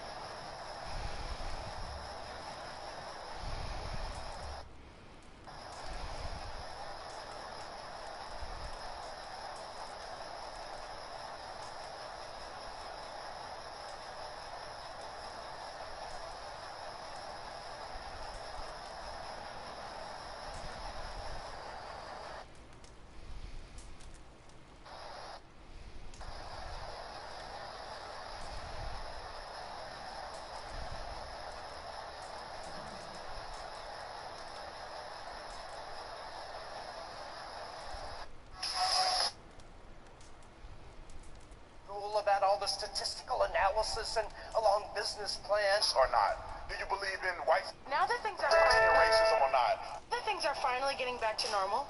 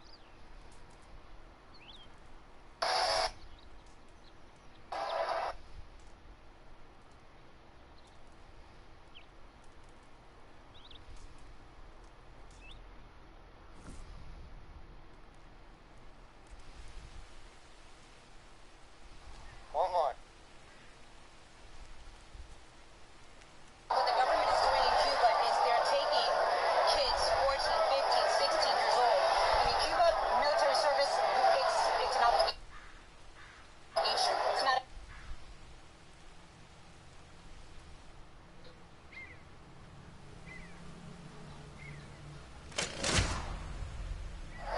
What's your...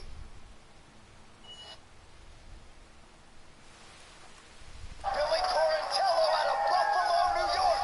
Stop Stokely in round 3. And how often do you see that? Stones from strikes from the back. Yeah. I mean, that's impressive. What a win for Billy Corantello. He was to face Herbert Burns tonight. Mobley stepped in on relatively short notice, but Billy Q was the underdog, plus 135, and all of a sudden he is 4-1 in the UFC. All right, now time, ladies and gentlemen, referee Mark Smith has called a stop to this contest at 3 minutes, 40 seconds of round number 3. Declaring the winner by TKO, Billy Corantello. I'm here with the winner, Billy Q. First of all, congratulations on an absolutely epic fight back and forth. I mean, if I could write you a check right now, I would. How are you feeling after that one? Oh, man, I feel great. Dana, 50 G's, baby! No, man, I feel great.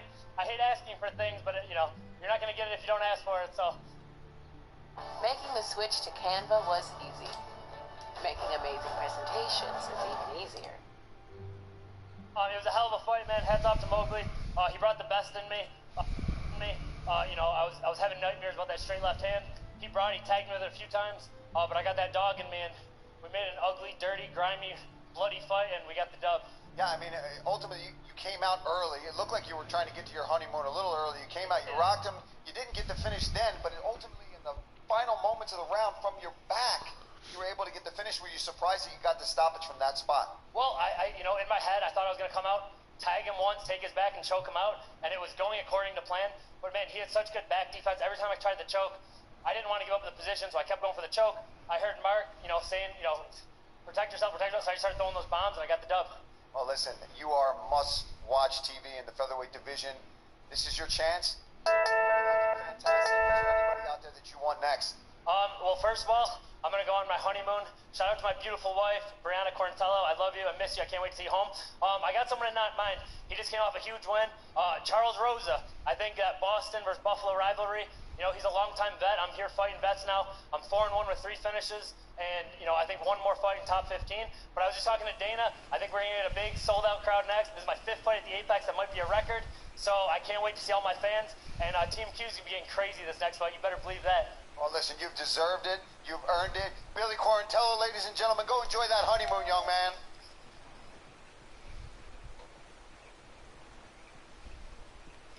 Billy Quarantello calling out the Bostonian Charles Rosa. We'll see if the promotion moves in that direction. But Billy Q has only competed in front of UFC fans one time, his debut in Washington, D.C. back in 2019.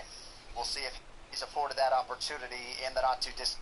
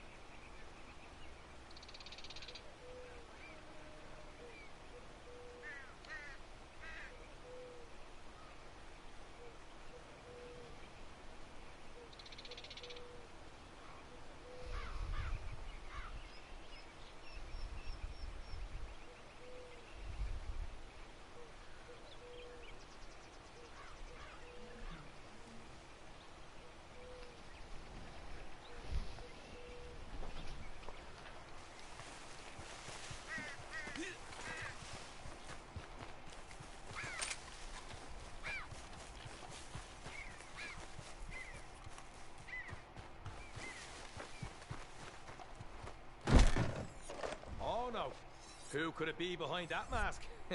Such a mystery. Okay then.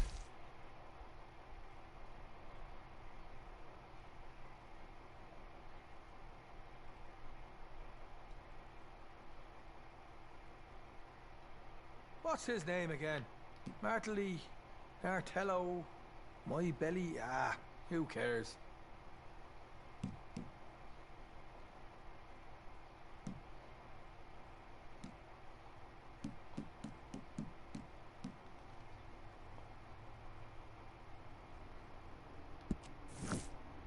Oh, the other night I was out for a few wee glasses. Heard your name crop up. The things people are saying. But anyway, that's for another time. So, there's Sean, one or a few whiskies down, chewing the rag we're all and sundry, when a little word catches my ear from along the bar. Capitali. Seems a few of the local fellas have picked up a bit of the Italian stuff. Now I play along all innocent like, throwing drinks at them all night. By the time the sun comes up, we're best friends and their sister won't be marrying in white. And more importantly, I haven't noted down where and when they'll be transporting the Capitali. Stagecoach. Only a few guards. Now, if all that ain't worth cutting me in on the proceeds, I don't know what is. Don't say Sean doesn't look after you.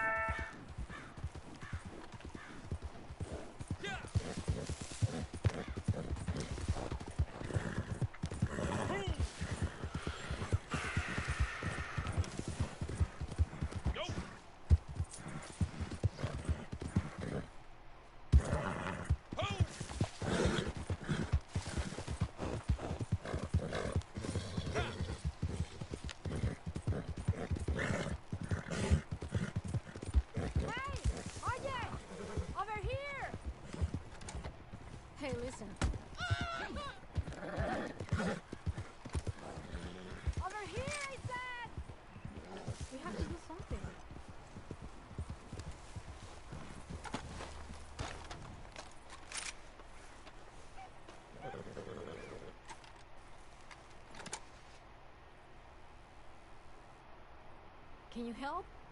Oh, good, thank you. This isn't my kind of thing.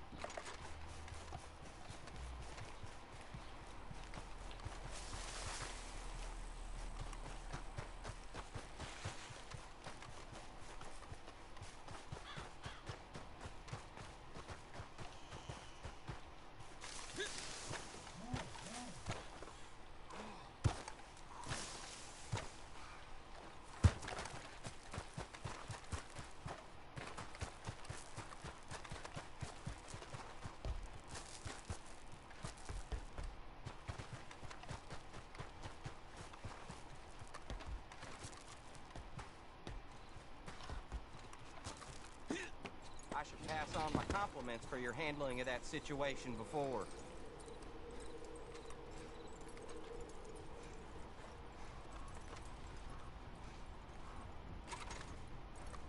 You're making quite a name for yourself in our circle, you know.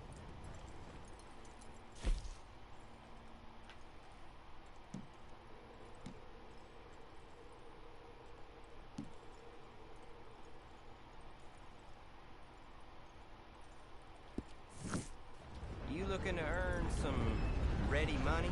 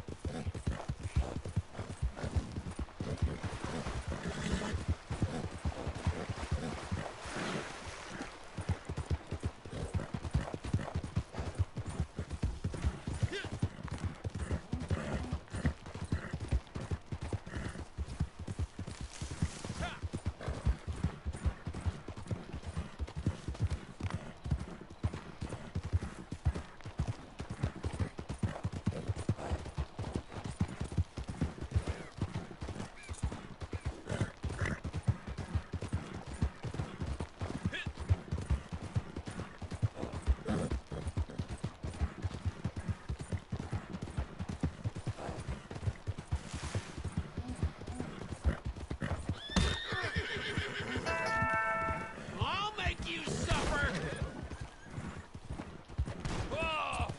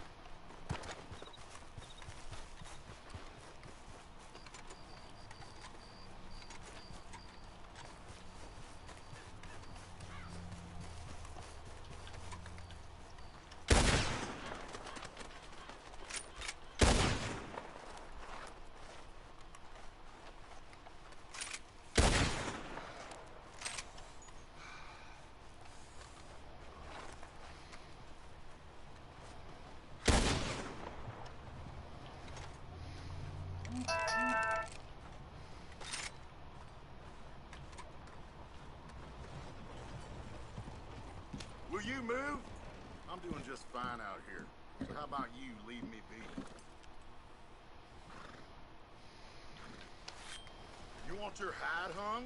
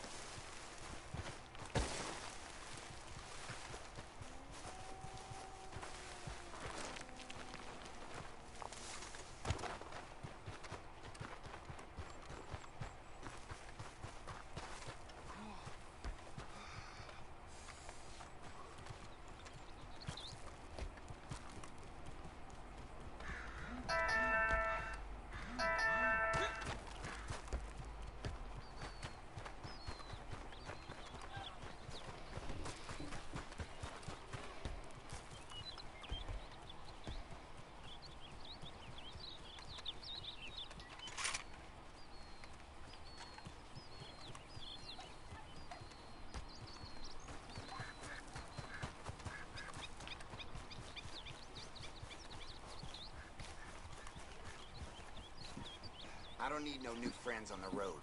Get lost.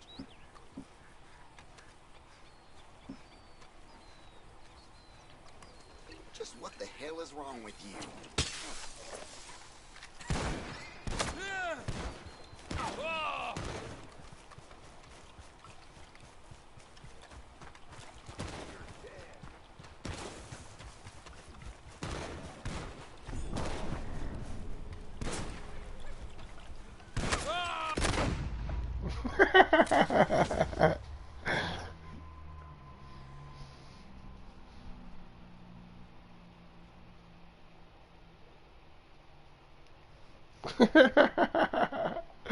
Threw some toxic moonshine at him and got pieced.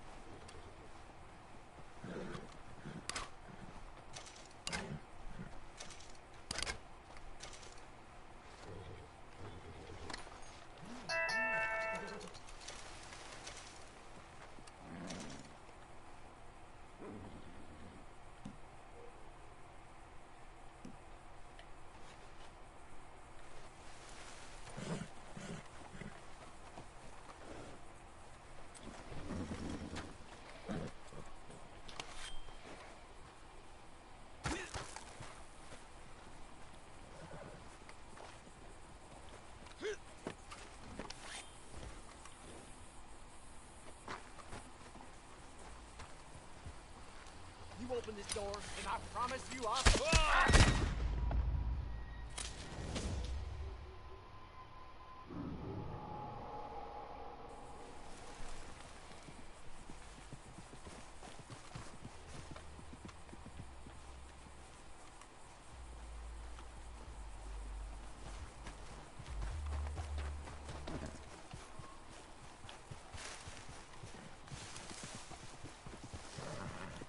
I'm not looking for... Ah!